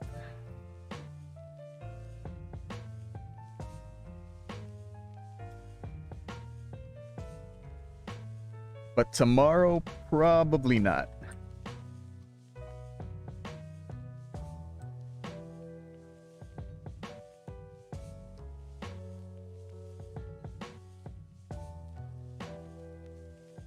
I think tomorrow is probably gonna be doing line art for the Wallflower comic.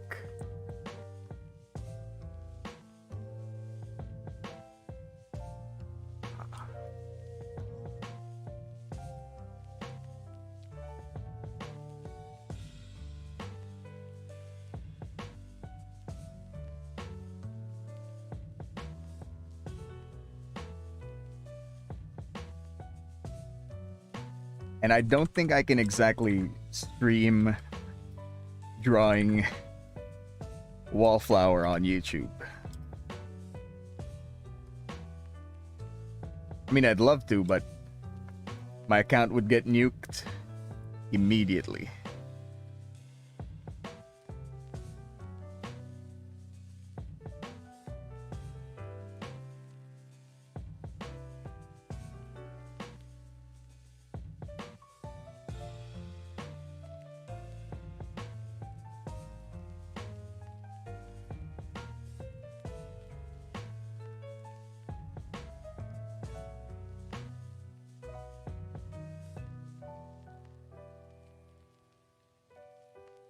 Actually, yeah. I was thinking of the next stream being drawing the wallflower, selling the comic. Ooh. Maybe.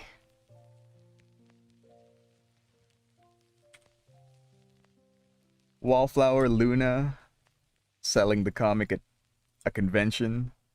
Maybe Principal Celestia too?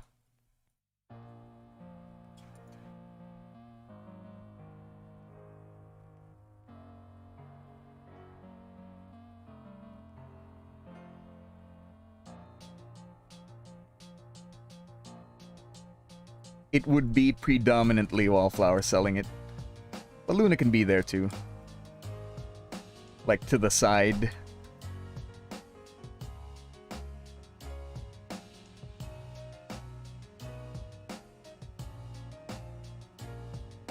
I was thinking of, since it'd be a convention and all, Wallflower could be cosplaying as, what was that one thing called?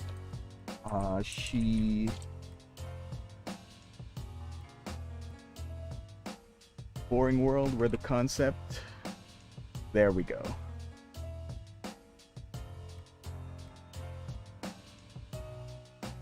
I was thinking maybe Wallflower could be dressed like, the girl from Shimoneta. Oh shit.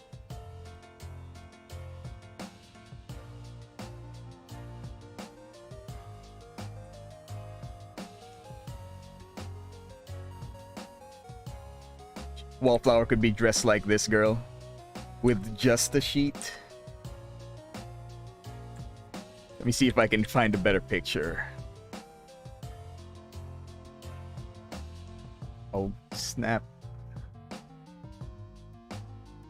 But basically, I'm planning for her to be just wearing a sheet with nothing underneath. Maybe that'd be fun.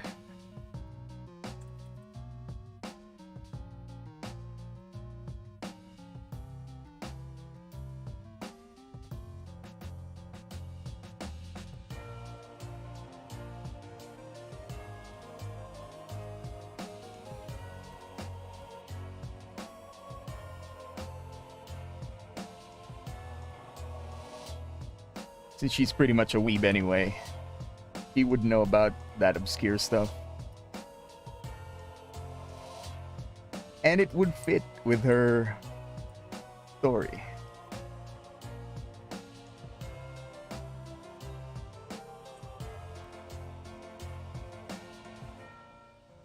Oh snap, fave video game?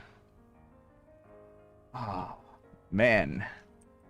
That would be a tough decision.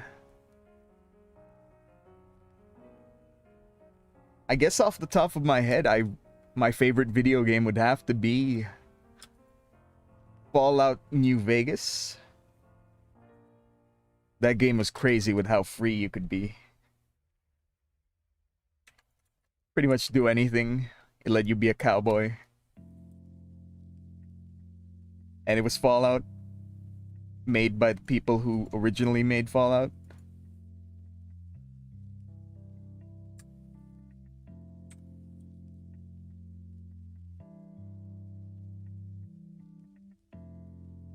I liked it because it was highly immersive.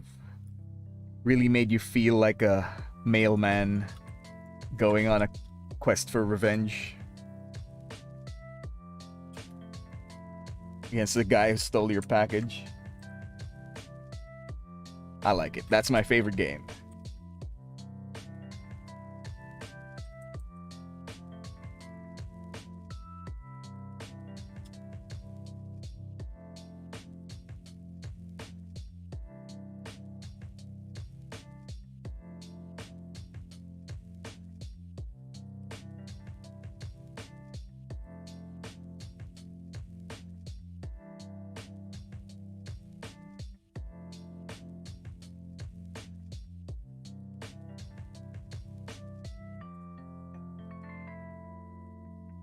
What about you guys, Nero, King Bowser? What are you guys' favorite games?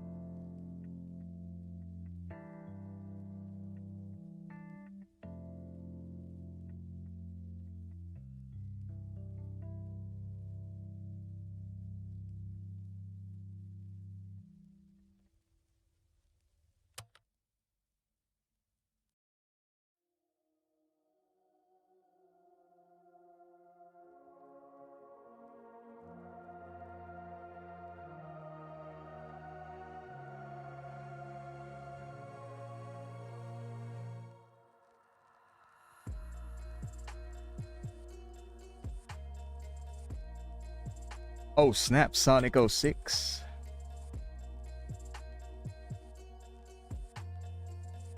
Interesting choice.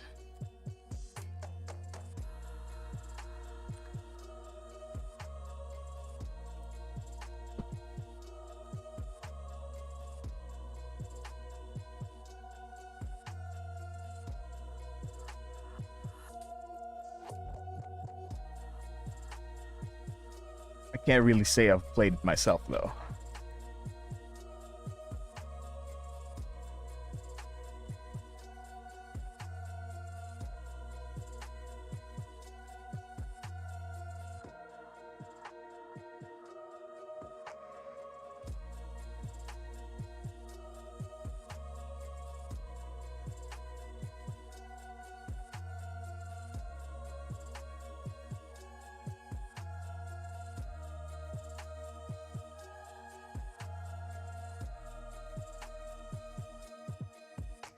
Whoops. There we go.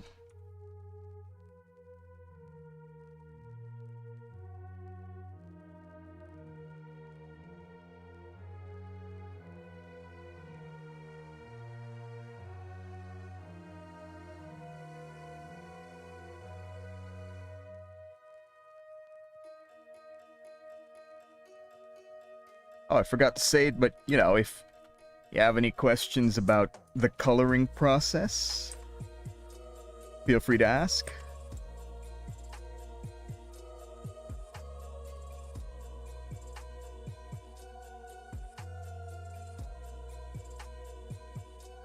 But the coloring portion of any drawing is a really good time to zone off. It really doesn't require any big brain power.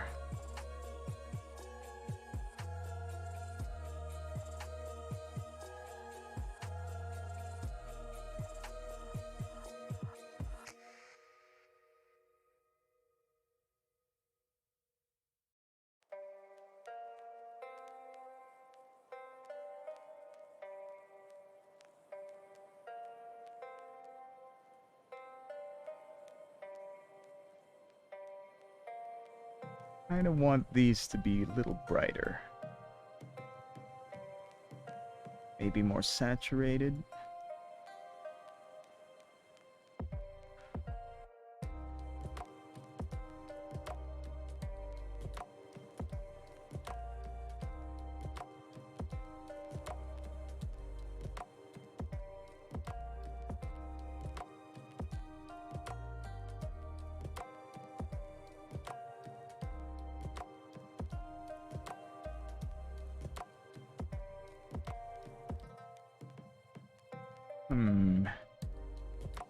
Oh, in case this doesn't show on screen, I'm just playing with the color sliders for this particular color. Wanted to be more saturated. There we go. Happy with that shade.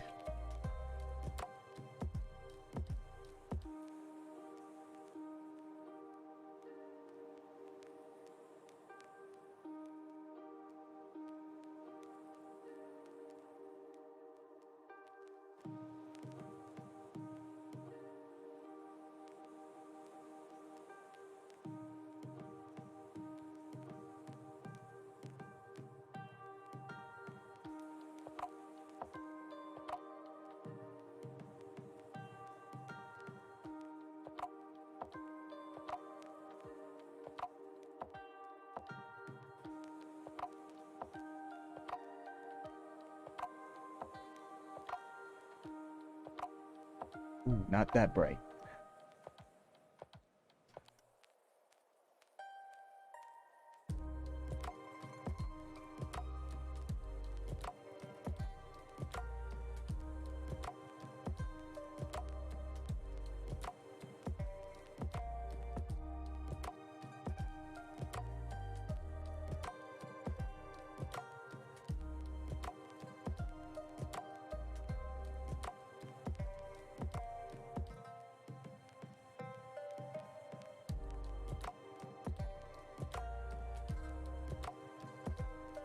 Oof, I understand that feel, man.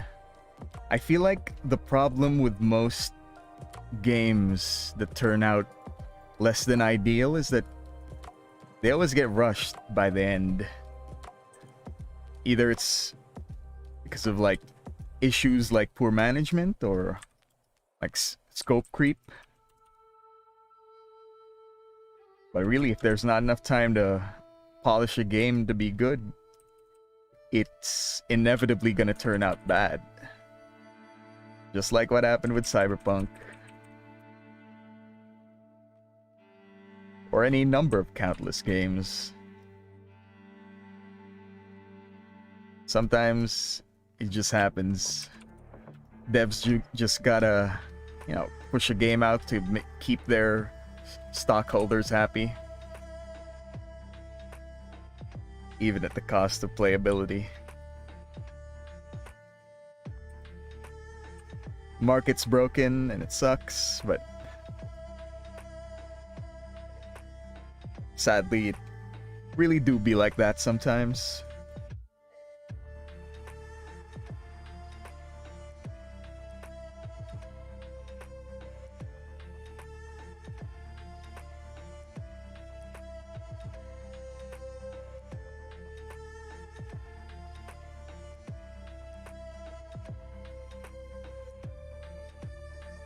Wait a minute. The Wolf Among Us?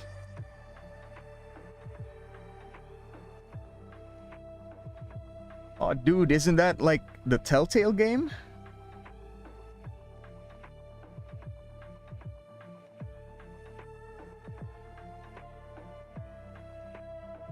Because if that is, I'm sorry, fam, but I think Telltale Games, like, disbanded. If that is what you're talking about. Like Detective Bigby. And it's based off of the comics about the Fables.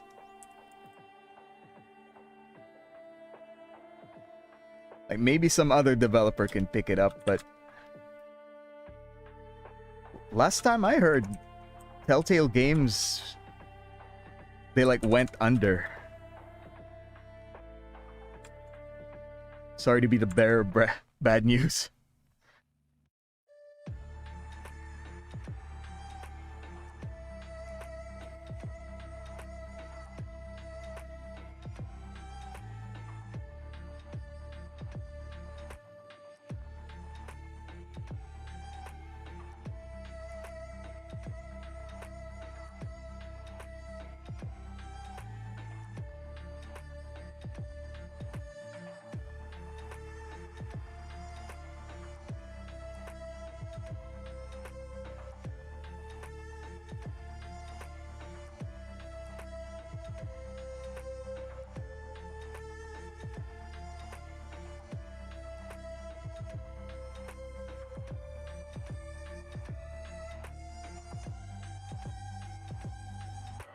Alright, that's Lumine pretty much done. Kinda wanna do Rosaria next. Oh gosh, not the sad song.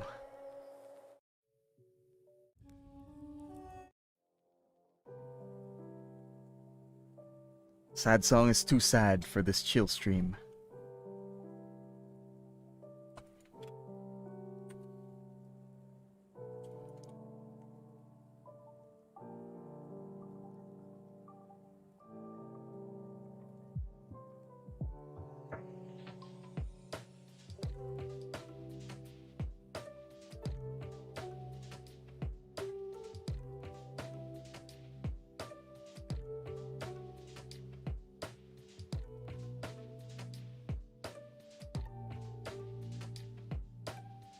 Oh no, what is this?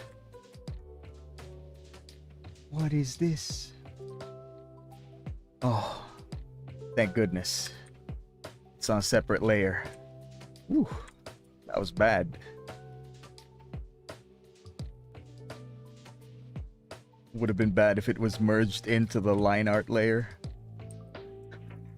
Have to clean it up by hand, that would suck.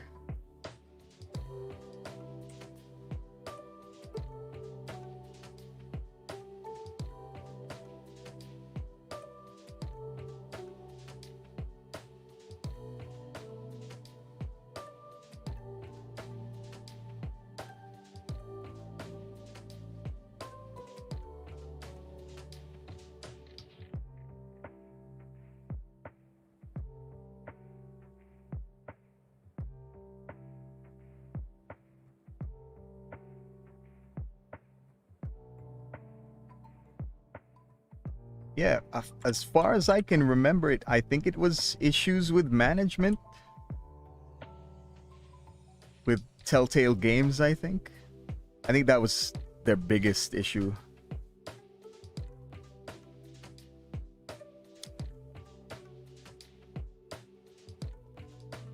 I can't believe the last thing that they made ended up being Minecraft story mode.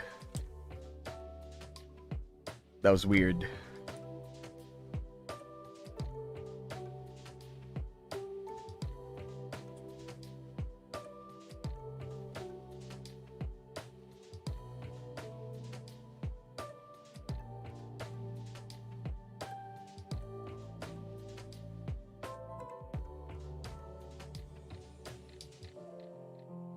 I think they might have been contractually obligated to finish Minecraft, their Telltale Minecraft game.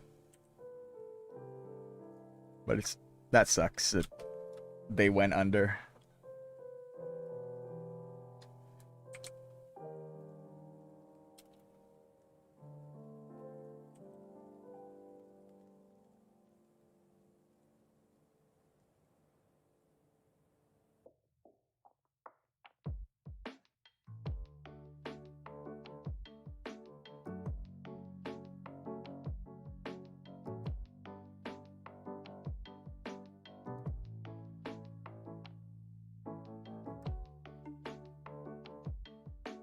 Oh, really? Someone bought the rights to a Telltale-style Wolf Among Us game?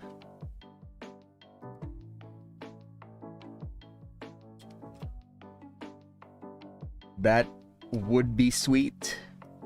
Not gonna lie, Snow White was kinda hot.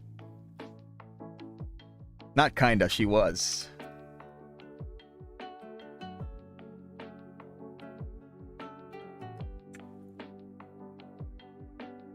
Also Bloody Mary.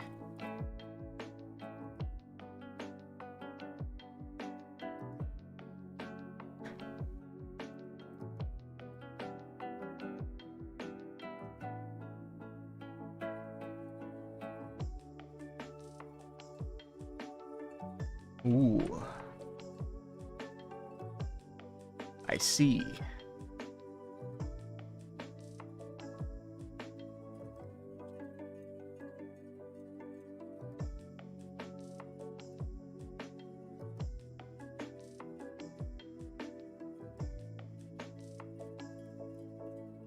Ah, so it is a possibility then.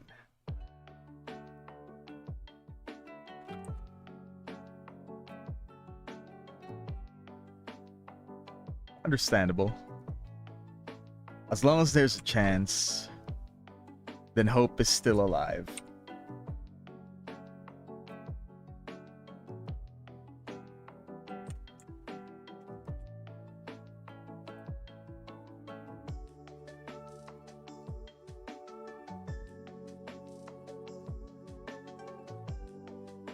It is the sorry lot of, I believe, Silent Hill fans as well. As long as hope is alive.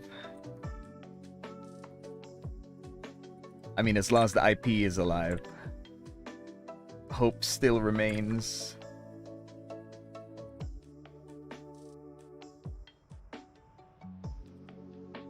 No matter how slim.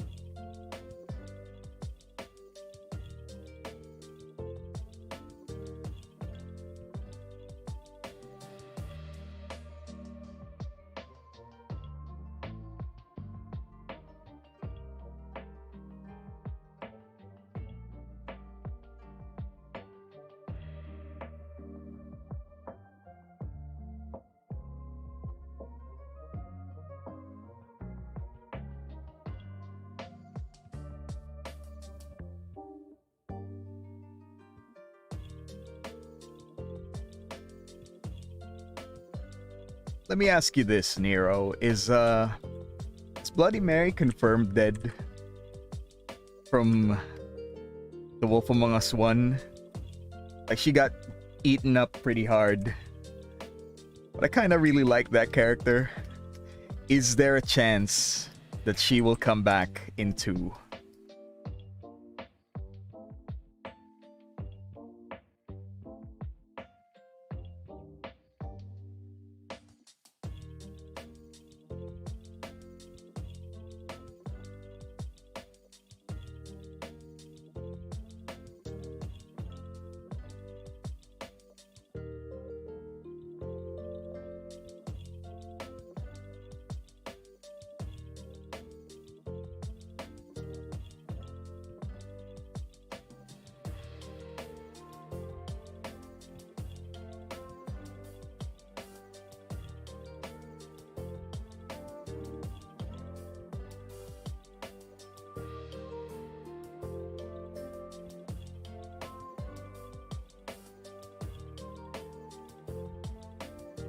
Hmm.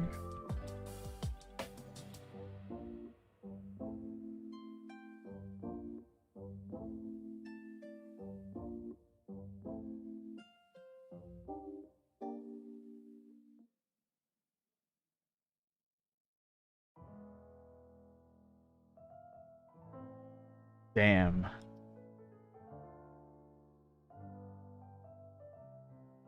Understandable.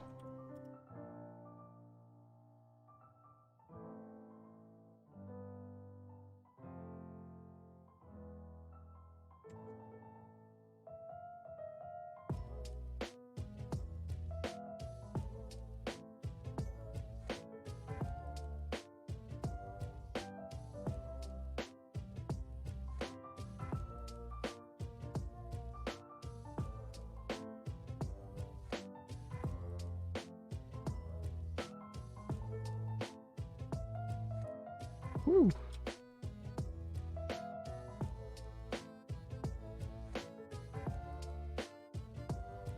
Oh yeah, true.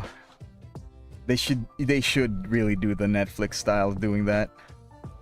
Especially for games like The Wolf Among Us, where you're a detective and you wait like a month for the next episode to release. By the time it releases, like, you've already forgotten most of the clues that you've picked up on the last episode, so that's a rough flaw in releasing it up episodically like they have been.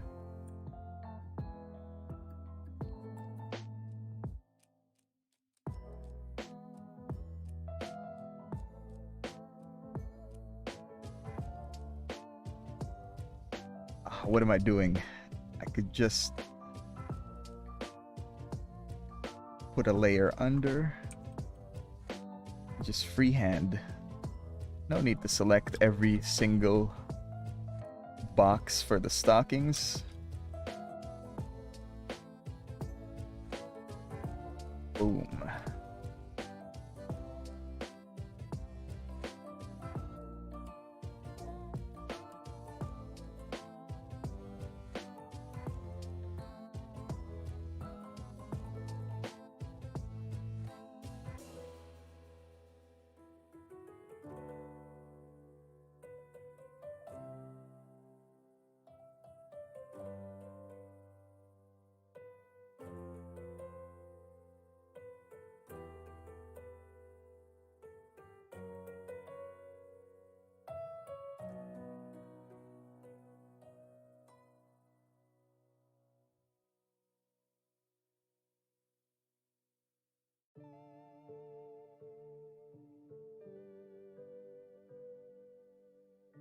Oh, nice.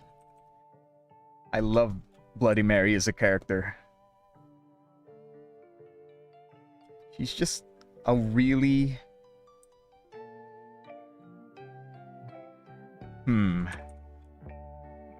She's like, her motivations as a villain, they're not that great. Like, she's pretty much evil for the sake of being evil. But if they tone that all the way, like, she really sells loving being evil for the sake of being evil, so it kind of loops all the way back from being two-dimensional to being pretty good as a character. At least that's my take on it.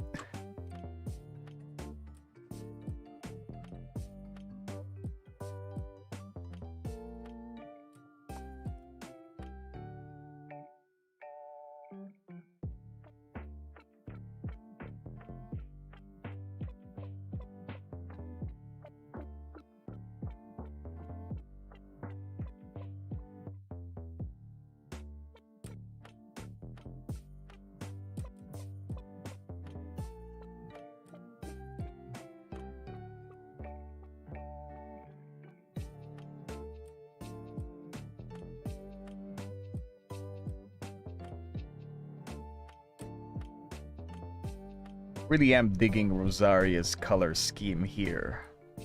Black and red with bronze highlights.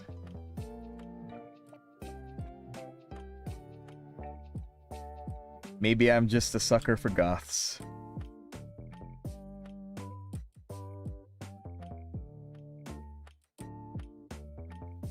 Oh, whoops.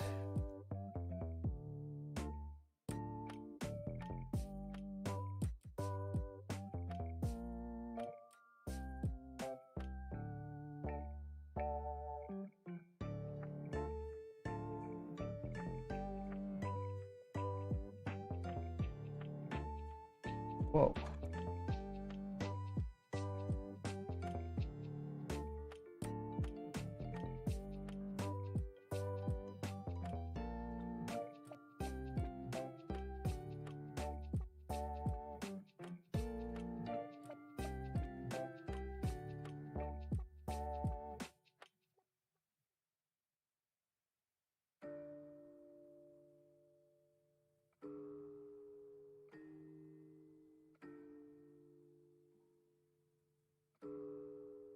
Oh, gosh.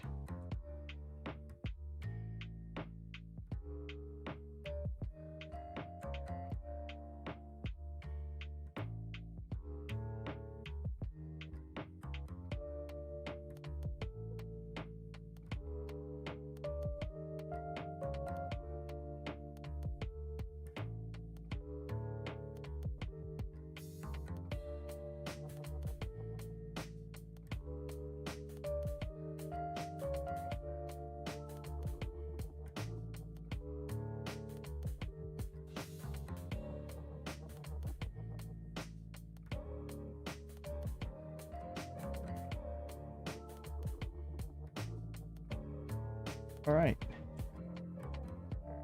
Now we could just fill in all the silver. Ooh, we need a more higher contrast background.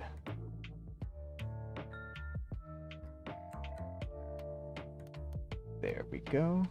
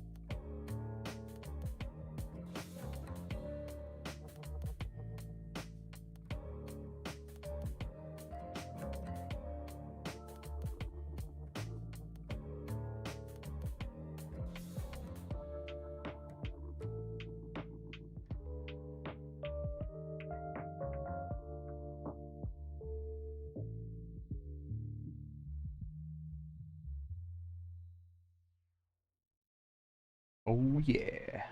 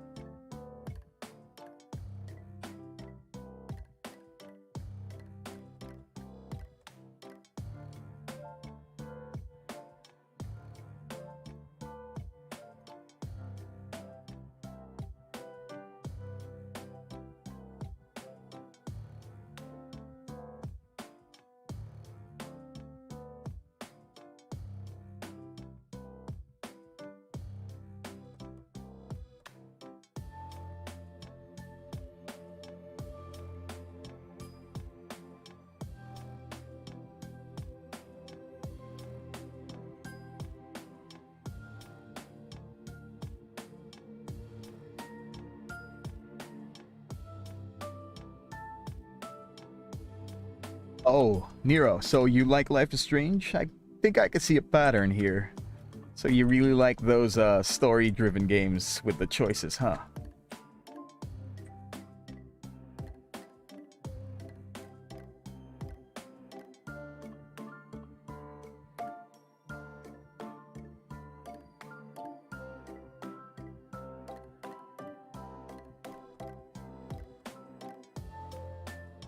I really, actually really like the first Life is Strange. I like Max's story. I haven't tried Chloe's story yet.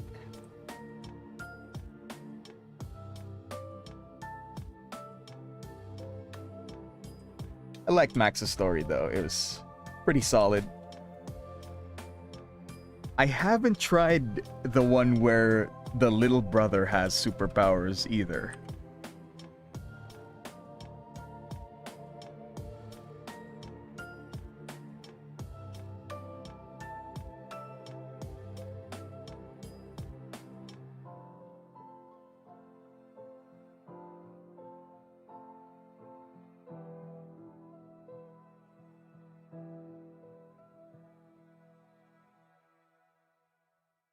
Oh snap, really? I guess 2 was more successful than I thought.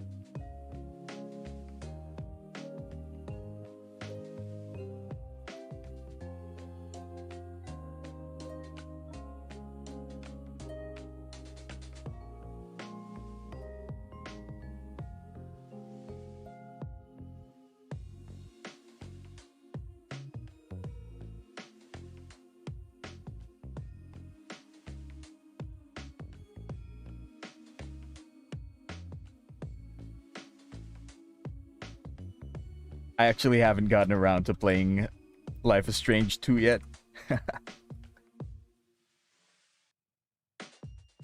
I guess it was really weird to me how the player character wasn't the one with superpowers.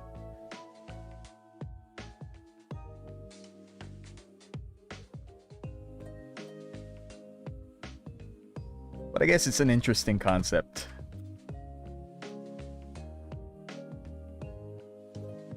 Like, it's new. I feel like no one's ever done it before, so good on them for trying new things. Oh gosh.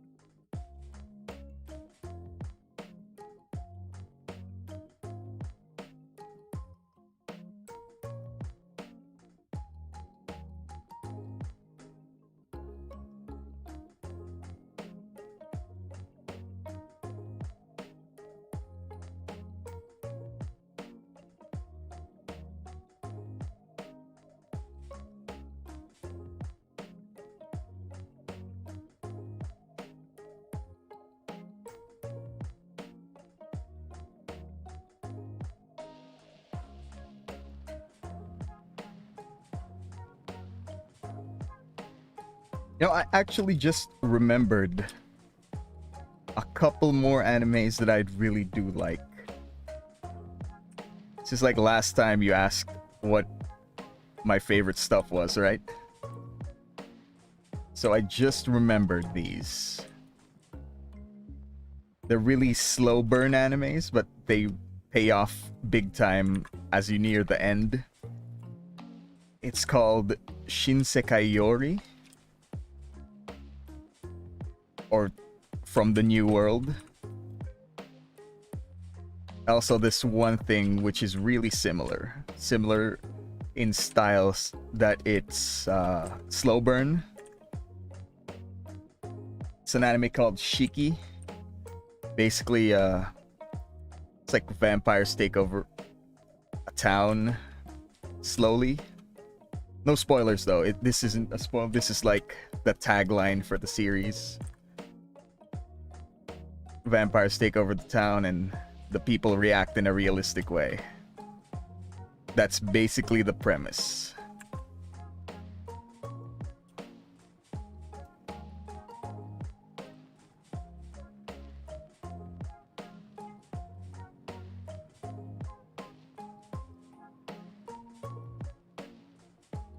Ooh. If you have some free time, I highly recommend them.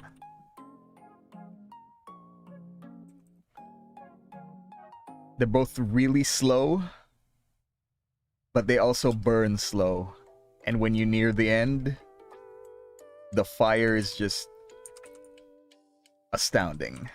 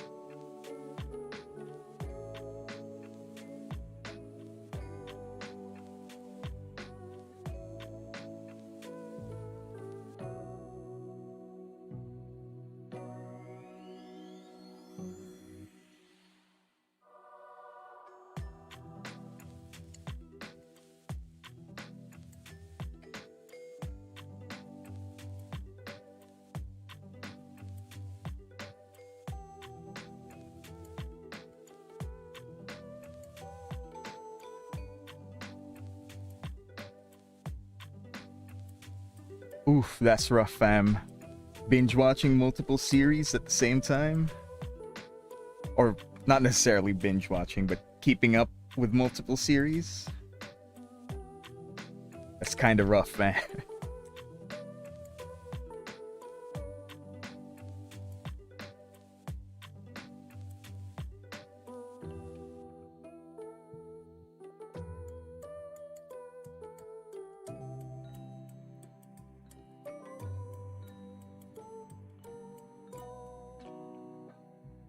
I hear this winter season of anime is really good. It's like really packed with a bunch of stuff that people really want. I know people have been waiting for like Slime, Reincarnated as a Slime, and Attack on Titan forever now. And they're both in the same season. The only thing I've enjoyed so far this season is laid back camping.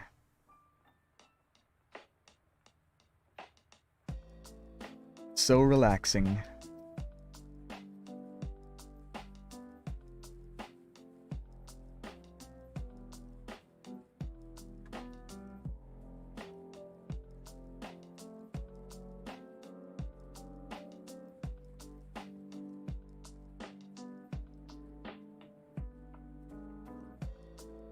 What the hell?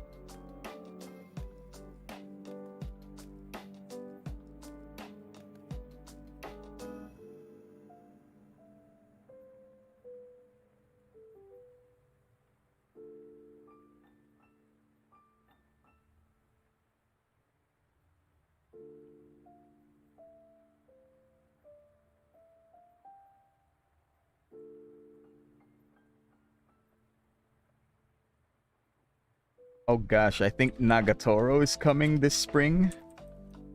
Oh boy, I can't wait for Twitter to implode. Oh boy.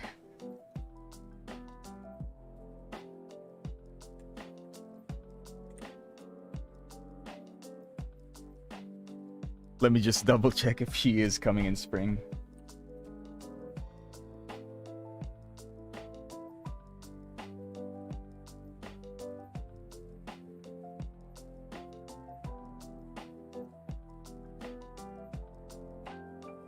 Oh gosh, it is premiering next month. Oh man. Twitter is gonna break.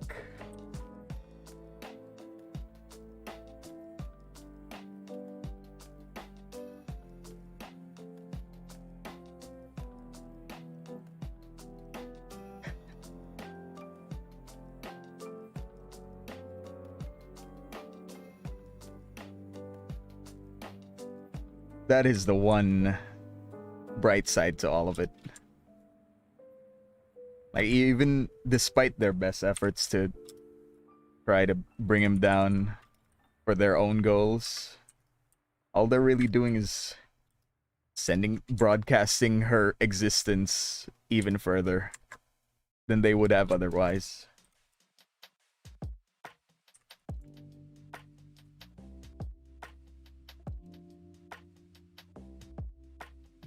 It's a little bit self-defeating, but it's tough to reason.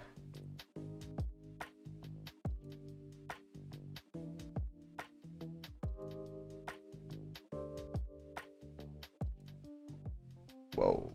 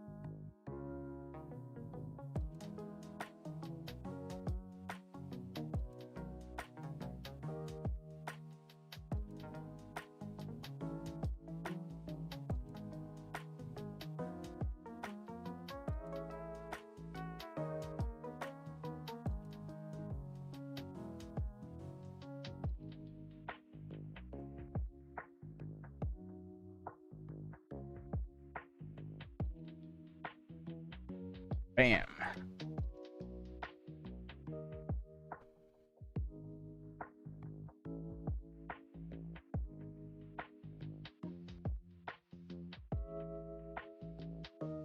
Oh, nice.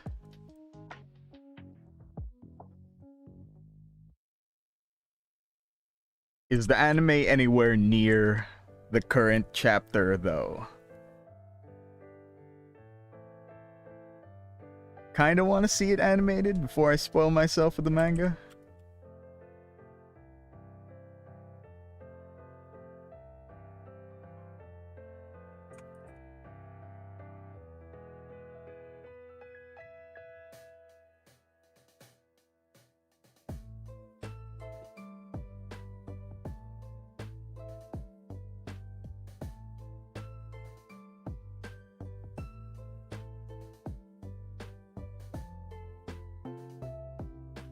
Oh, man. Wait, that's not sad. That just means more material for the animators. Oh, yeah.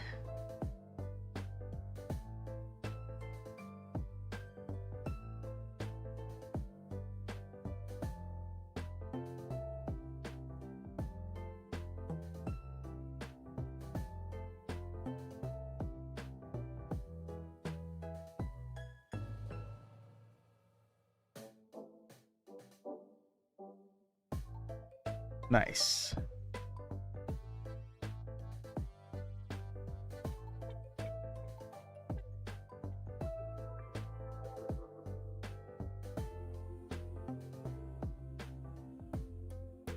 Woo! I missed a bunch of lines.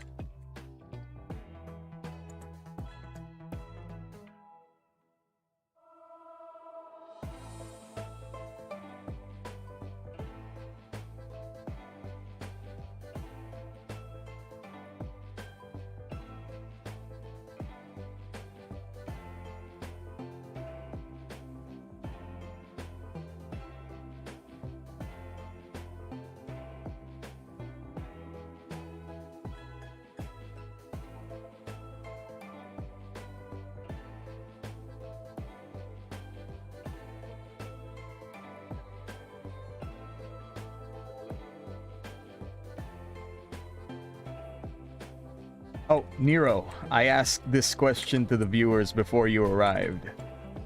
Like, you could have like any weird superpower. Anything. What would you pick? I picked like changing people's memories.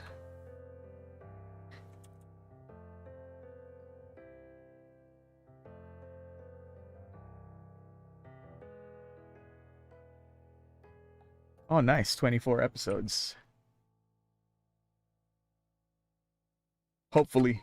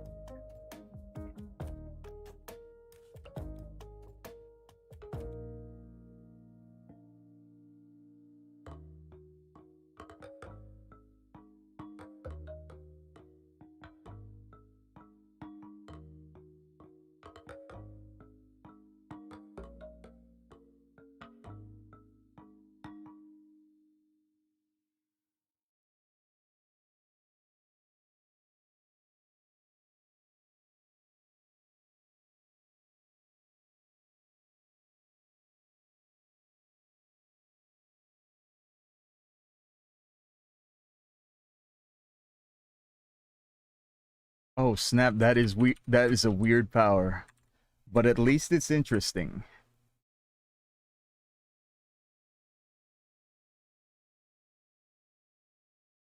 What is there like any limits to that biz?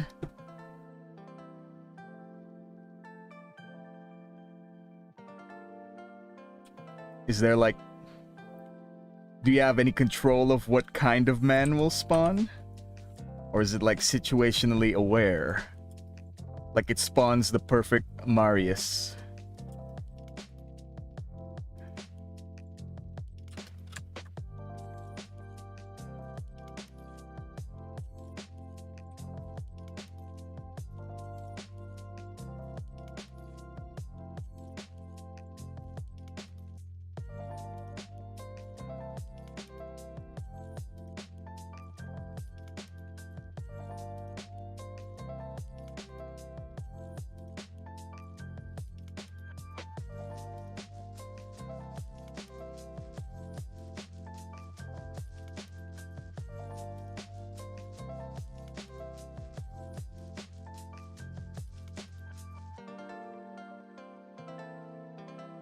Dang.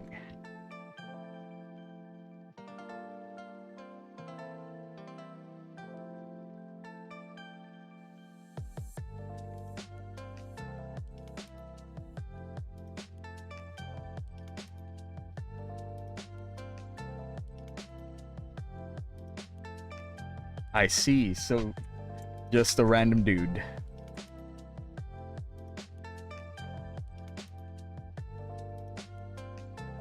Still pretty powerful for breaking the laws of physics by generating matter.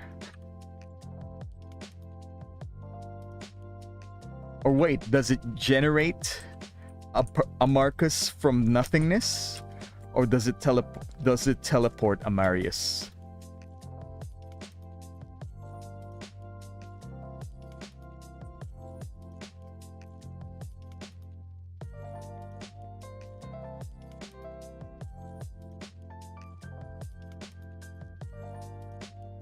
Oh, I see.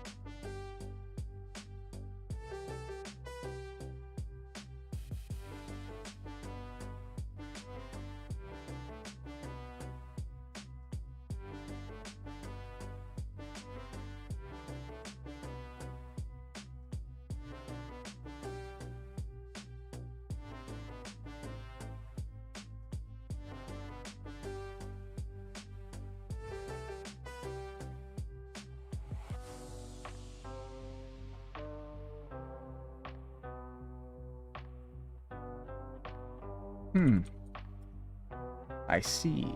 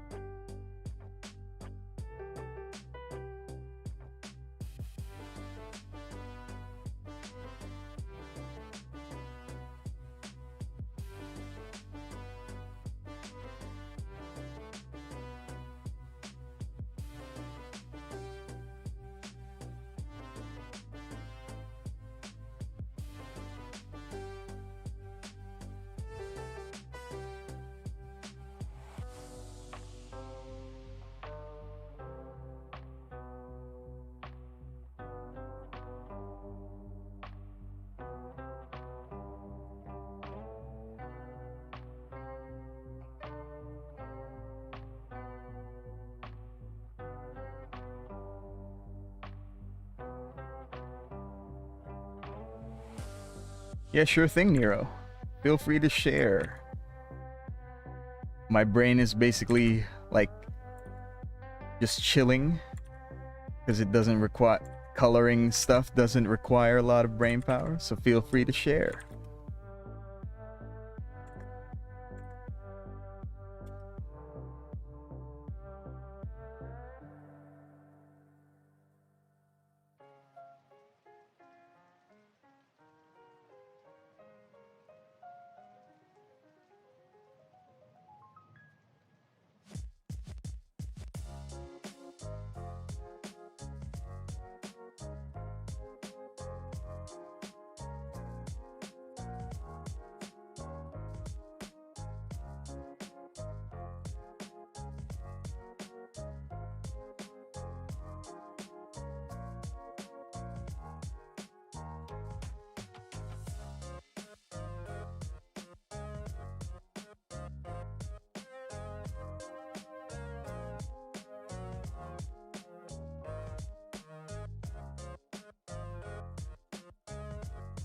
Just doing these weird constellations for Paimons.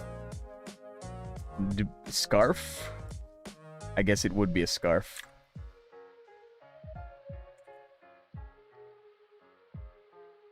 These are not going to be accurate. But I think there is no need to be accurate. We're not in like an accuracy contest or anything. So whatever constellations we feel like.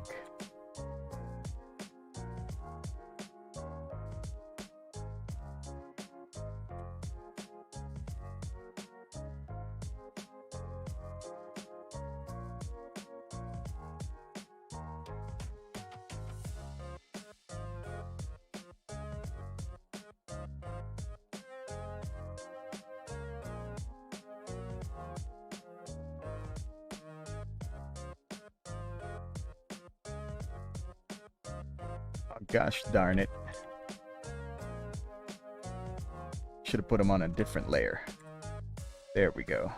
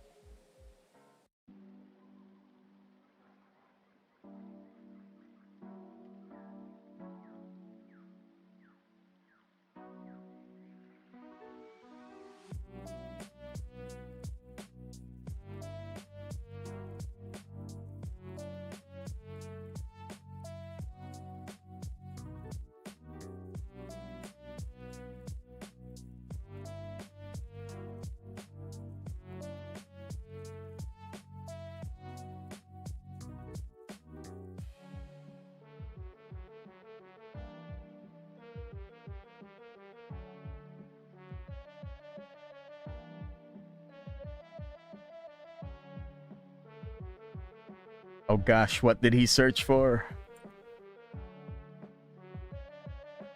Did the text cut off? He searched for his what?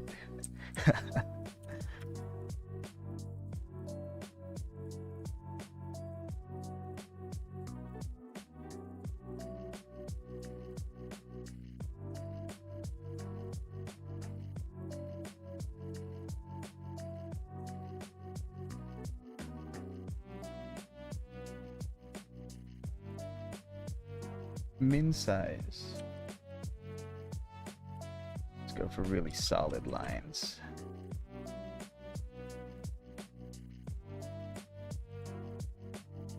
Just so they look a little more professional.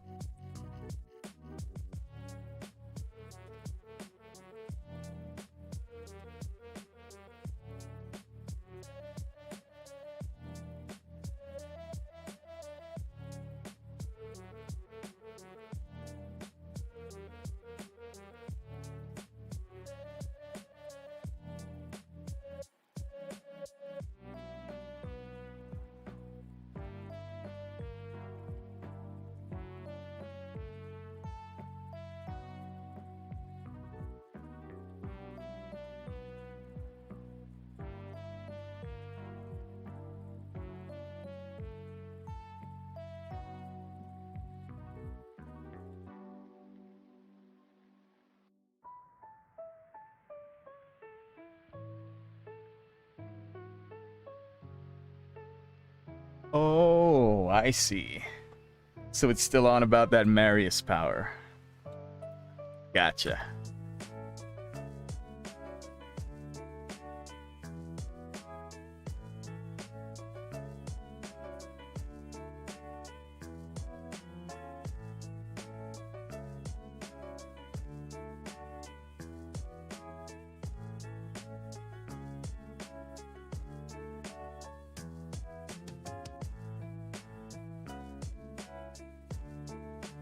Alright, base layer's done. Here's some quick cheats on how to really make the base layer pop. You pick like a random color.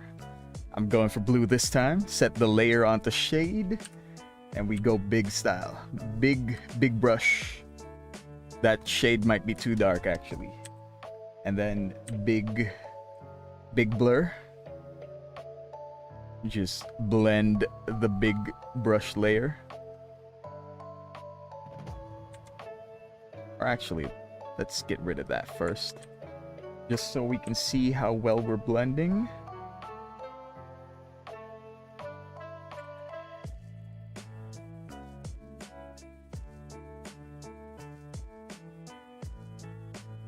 Big brain tips to add depth to drawings. And then from there, you just set it back on the clip. Then you expand it upwards. Expand it downwards a little bit as well. Bam. It's a little too dark. Or actually, let me just change what color it is.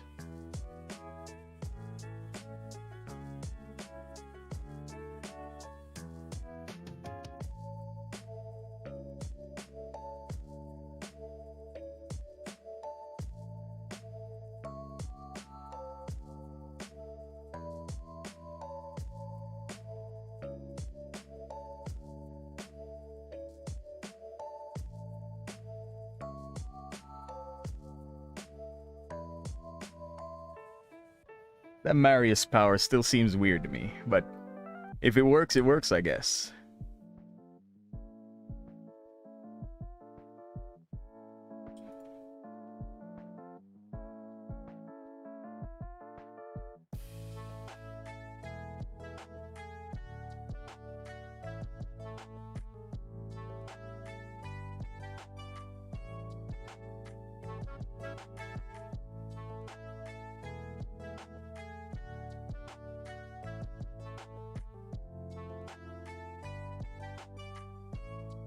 Same deal with the light source. Basically, you want to set a big gradient. Just set it up here at the top.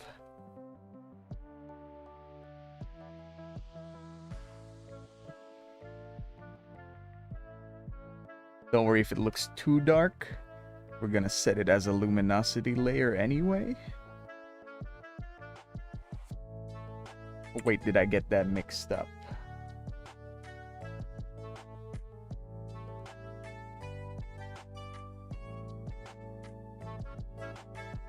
Ah, snap, I got that mixed up.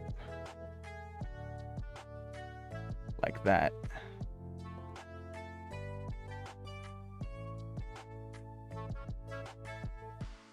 There we go. Looks like we have basic light coming up from the top and basic shade coming down from the below. I think I kind of want to desaturate this one.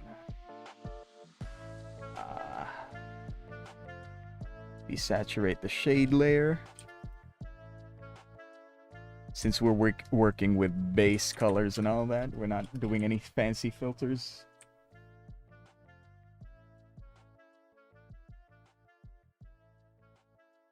Add eye highlights. Really makes the eyes pop.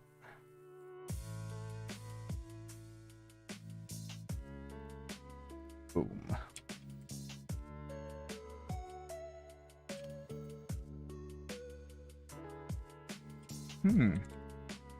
Why is this darker?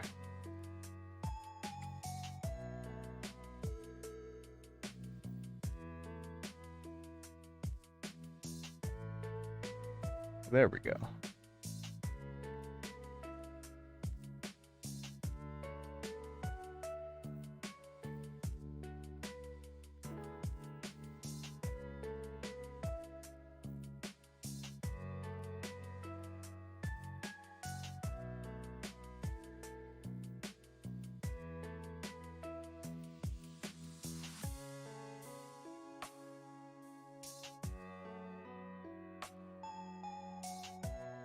Well, hey ho. What is this? There we go. Actually, no. Put it on shade already.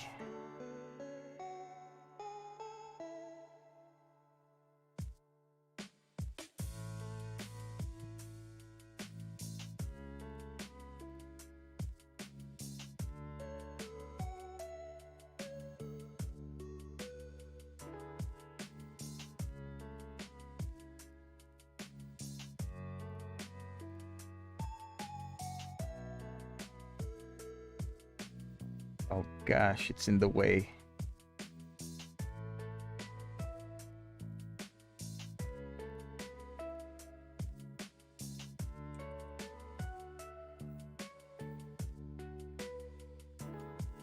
Yeah, coloring after you put in the time for the line art is way faster than putting in the time for the line art. Just going over a few details now and make it look a little bit more prettier. Things like getting the eyes really decently detailed. Let's do shade.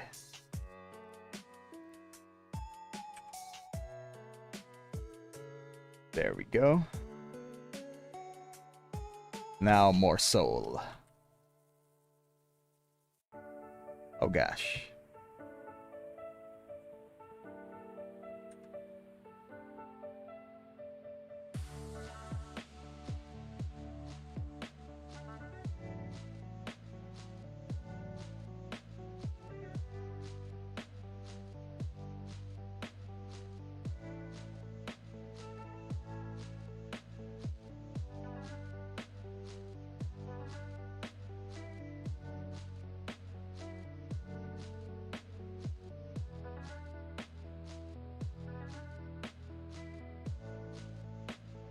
Guess the part that really does take a lot of time for me is it really is just the line art part, trying to get details right and all that. All right, now we're adding basic shades. Basically, you don't really want to do this on any part except for the base of the neck, with very few exceptions, like right below the chin. If you do that, it's pretty much enough shading for a basic picture. Unless you're looking to highlight a few other parts. Like maybe for this, since it's so simple anyway, we could just also shade this part.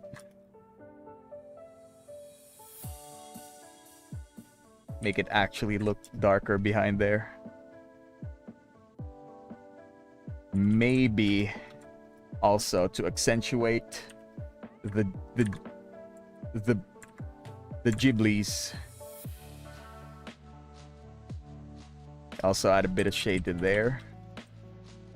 You put down the shade, do a little bit of cleanup. Maybe use the line art to your advantage when doing the cleanup.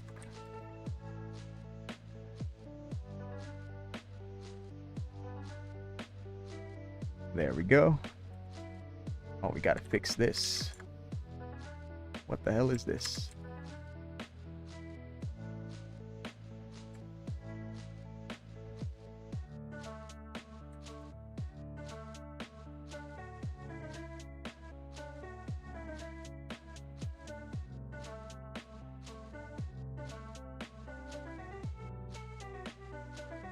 I'm not sure if YouTube will automatically detect if I say that. Hopefully no. Hopefully.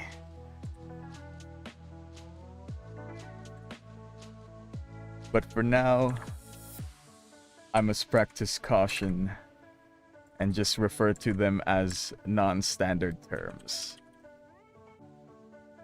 Like milk truck.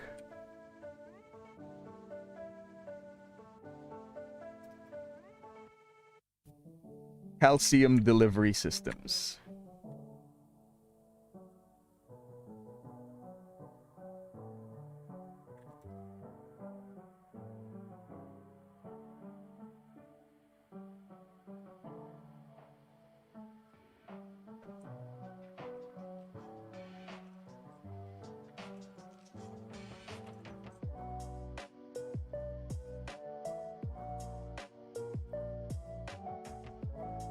Just give this shading a little bit more of a cleanup.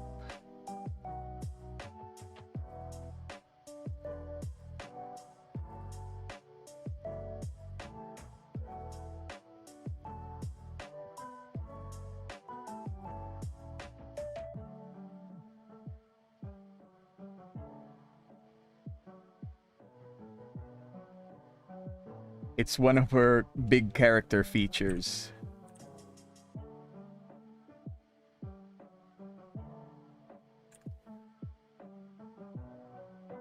Big titty goth mom. Oh gosh, I said it. There it is. I'm gonna get flagged by YouTube now.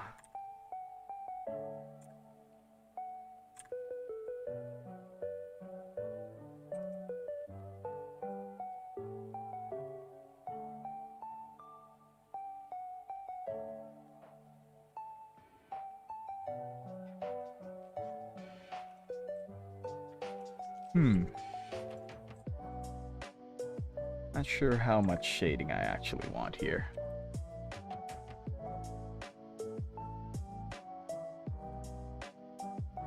No prob, fam. I will probably still be here. I estimate the stream's gonna last like 20 more minutes before I'm done. I will be here, fam.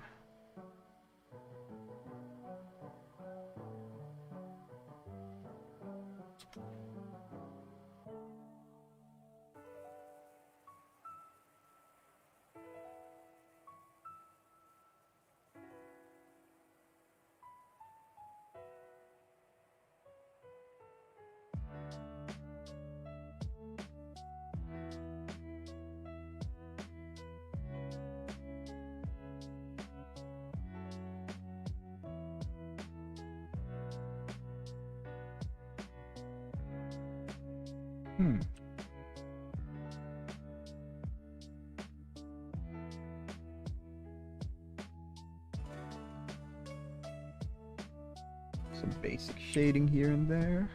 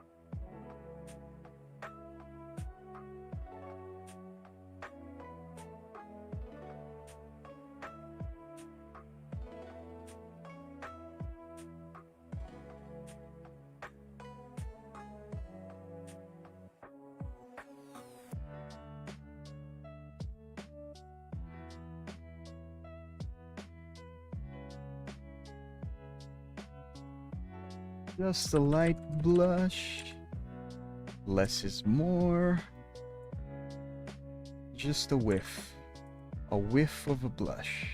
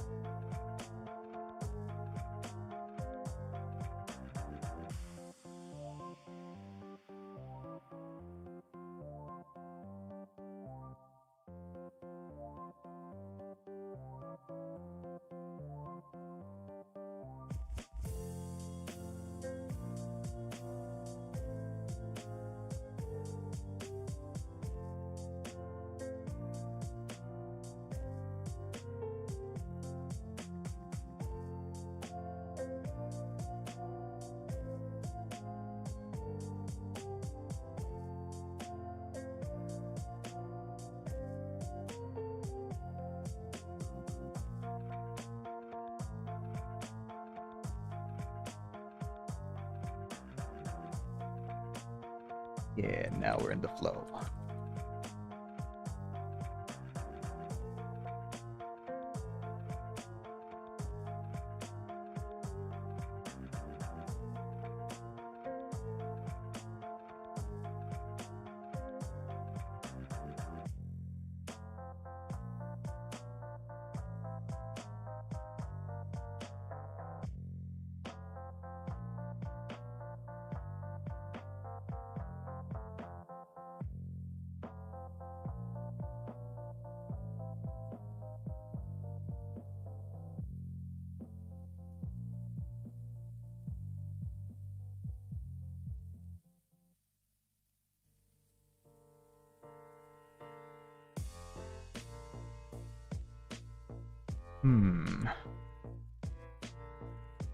Let me just open up Paint Tool Side 2 real quick.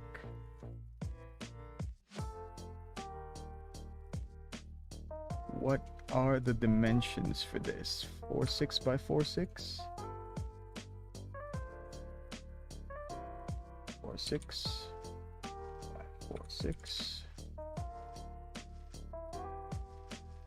Let's just make a perfect gradient.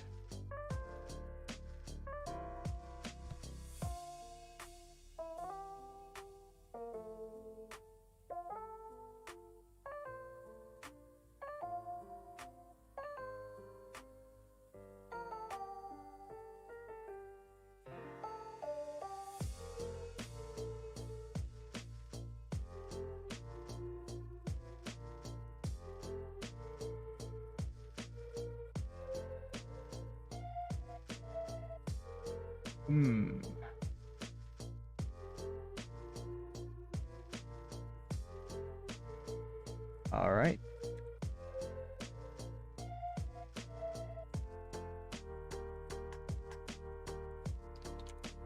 There we have it. Maybe we only want this part.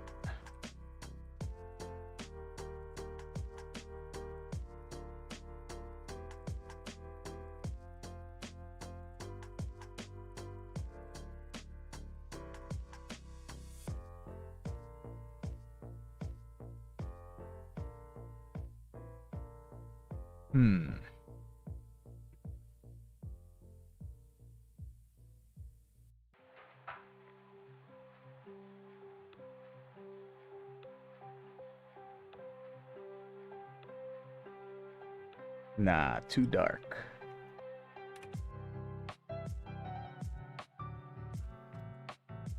Too dark already.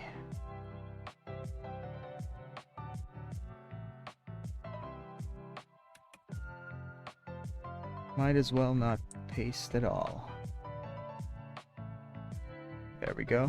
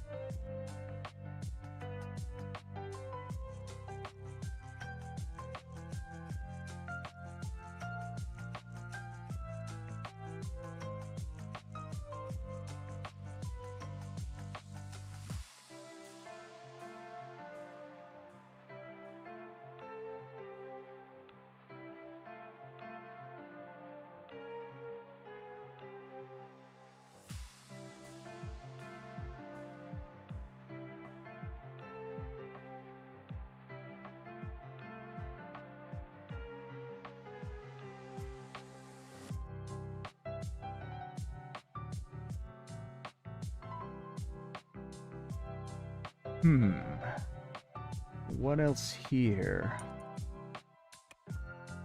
Whoa.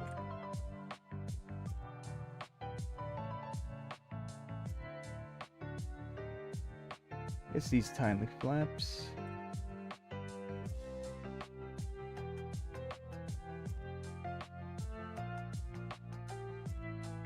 And I do believe I would be more comfortable if that was white.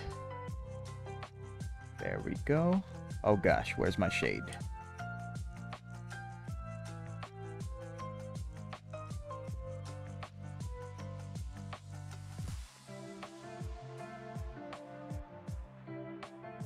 I always seem to fall back on this shade texture. Oh gosh.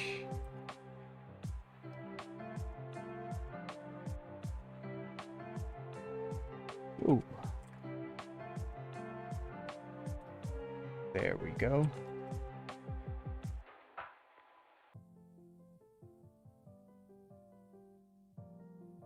What else could use some shade? The titty? The under titty? Perhaps? Does it even need shade? Oh, welcome back, Nero. Just finishing up some shading. That looks terrible. No shade for the titty.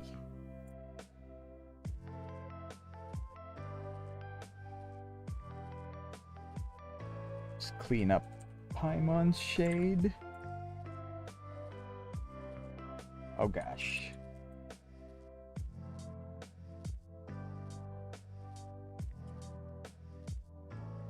Oh gosh, what is the question, Nero?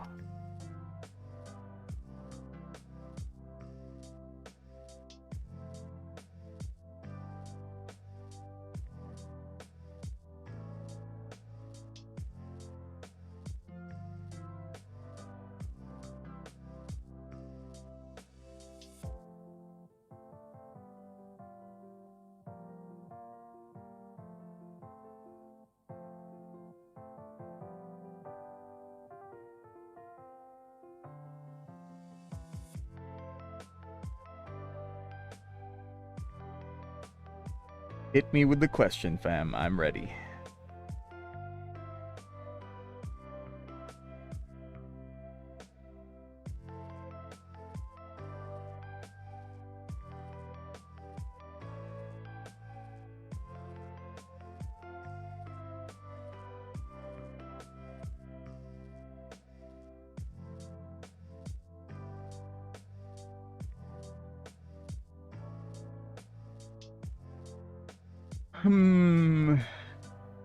Difficult.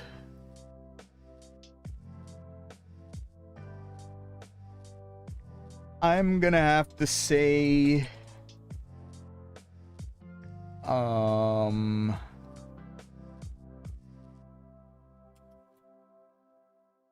gonna have to say that.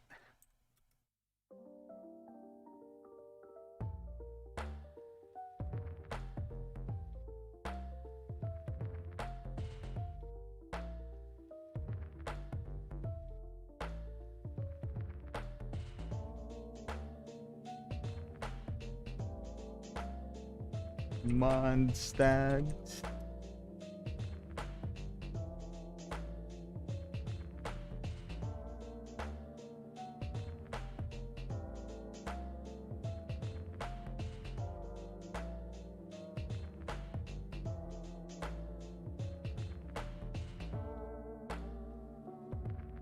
I'm gonna show off a really quick and easy,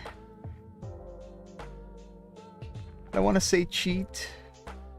It's kind of a cheat. Oh gosh, press the wrong button. Just grab a screenshot from the game.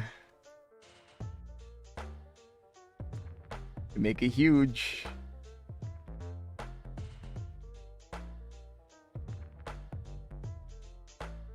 Cut it, paste it again.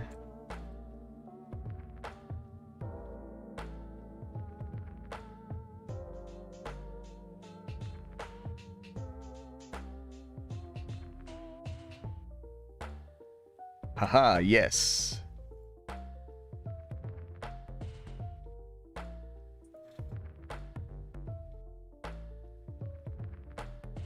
When you have something like this, really you wanna blur the background a bit.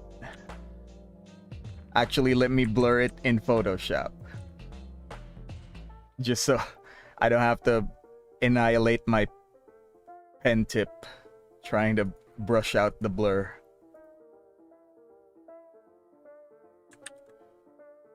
Let's see if my transition works. Photoshop. Nice. blur. Just gotta do some blurs. Maybe like 5 pixels. Is 5 pixels enough? Nope. Gotta blur it even more.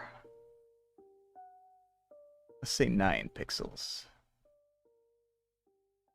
Perfection. Paste it back.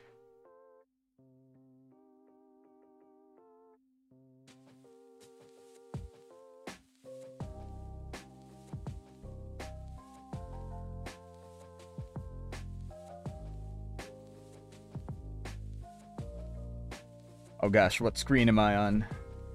Get back to Psy. There we go. Now we added the blurred.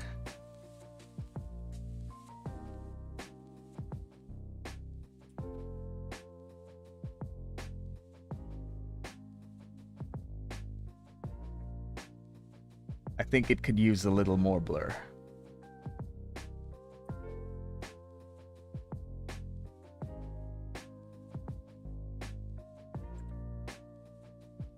There we go.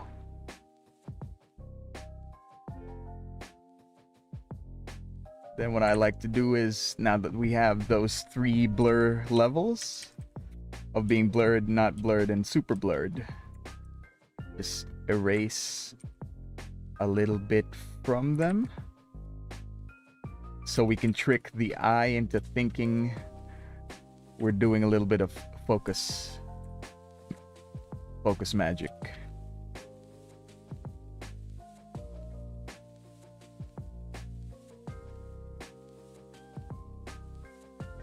It's the eraser, soft eraser, low density, huge brush. There we go.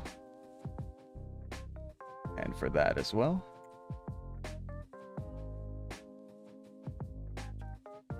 And that's enough to trick the eye into thinking the foreground is in focus while the background is out of focus.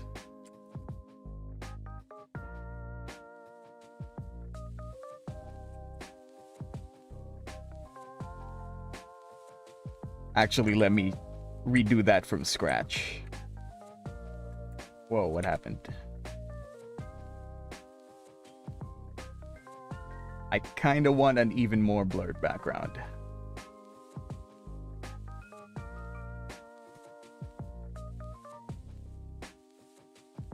There we go.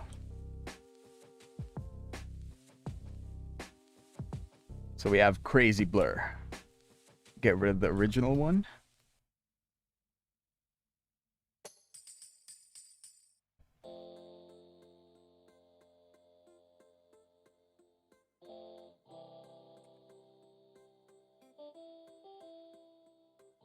Oh, physical copies of manga.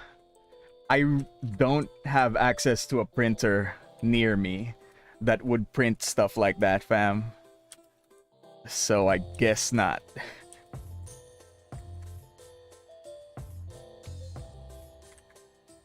People around here aren't really open. They don't really like the idea of printing stuff like that. Stuff like what I draw, at the very least.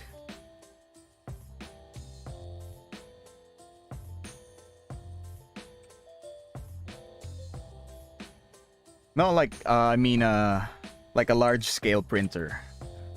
Like, I could buy one. Then it'd be weird, though. I mean, not weird. It would be not cost effective. Like, printing presses that are big, they can afford to print large scale things because their economy is based on scale. Like, the large amount of stuff they print is what makes them profitable. So it wouldn't really make sense to self-publish my own manga with myself as the printer.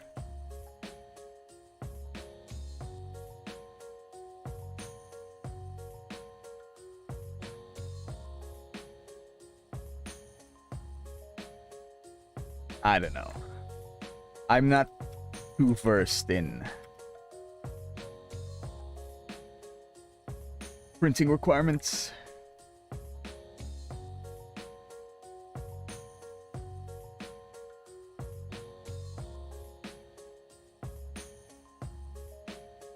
Oh gosh, I should... Hold on, fam. Let me just save this. Then open this.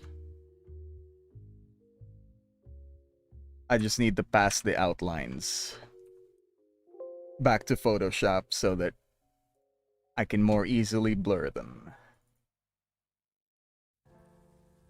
There we go. Filter Gaussian blur.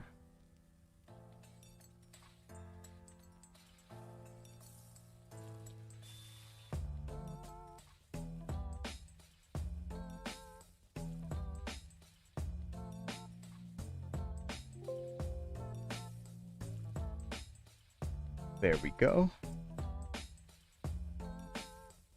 And bam.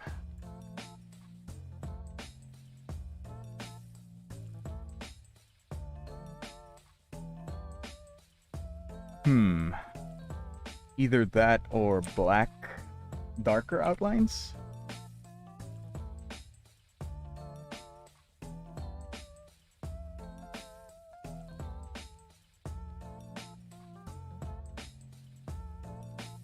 Oh wait, you meant physical copies of manga that I own, not about printing my own stuff. I actually do have a few volumes. I have Overlord stuff predominantly. I thought you meant manga self-publishing.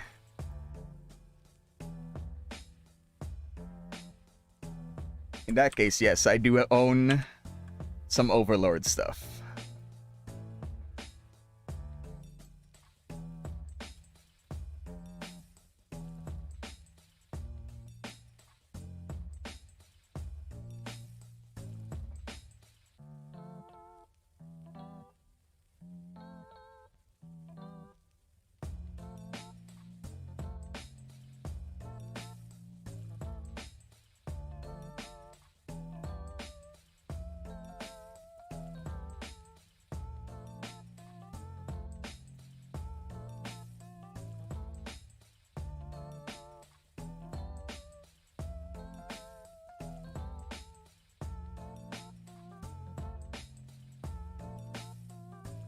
Overlord's like one of my favorite series of all time. I have most of the books that have been published in English. I really don't want to buy the Japanese books, even though I want to support the author. Holy shit, this is looking pretty decent. What do you think, fam? White outlines or black outlines?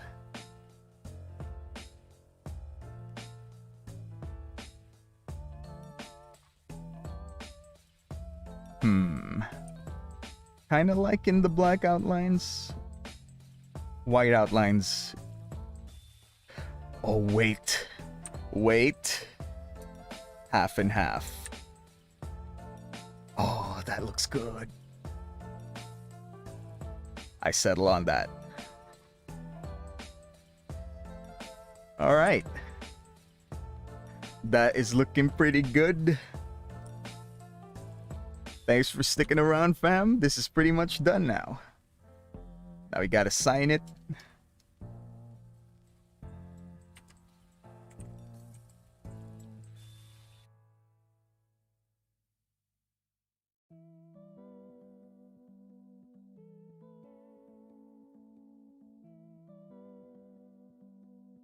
Ah, looking pretty good.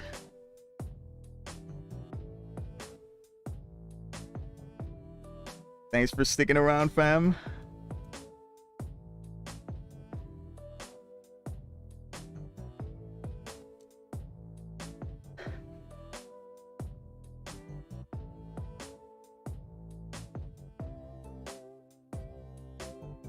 Drawing this on stream has been pretty fun. So thanks for sticking around. This is gonna be pretty much the end of it. Nero, I appreciate your presence. Oh.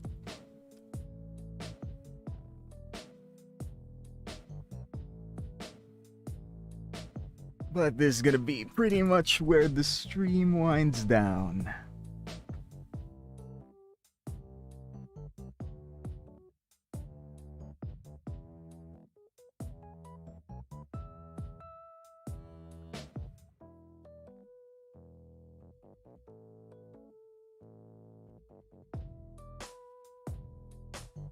Thanks for sticking around, fam. Holy snap, it's been 4 hours again. Gonna go back to the stream winding down. Woo.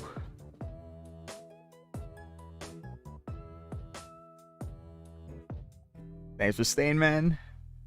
This is gonna be pretty much the end of the stream. Highly appreciate your presence. Good night.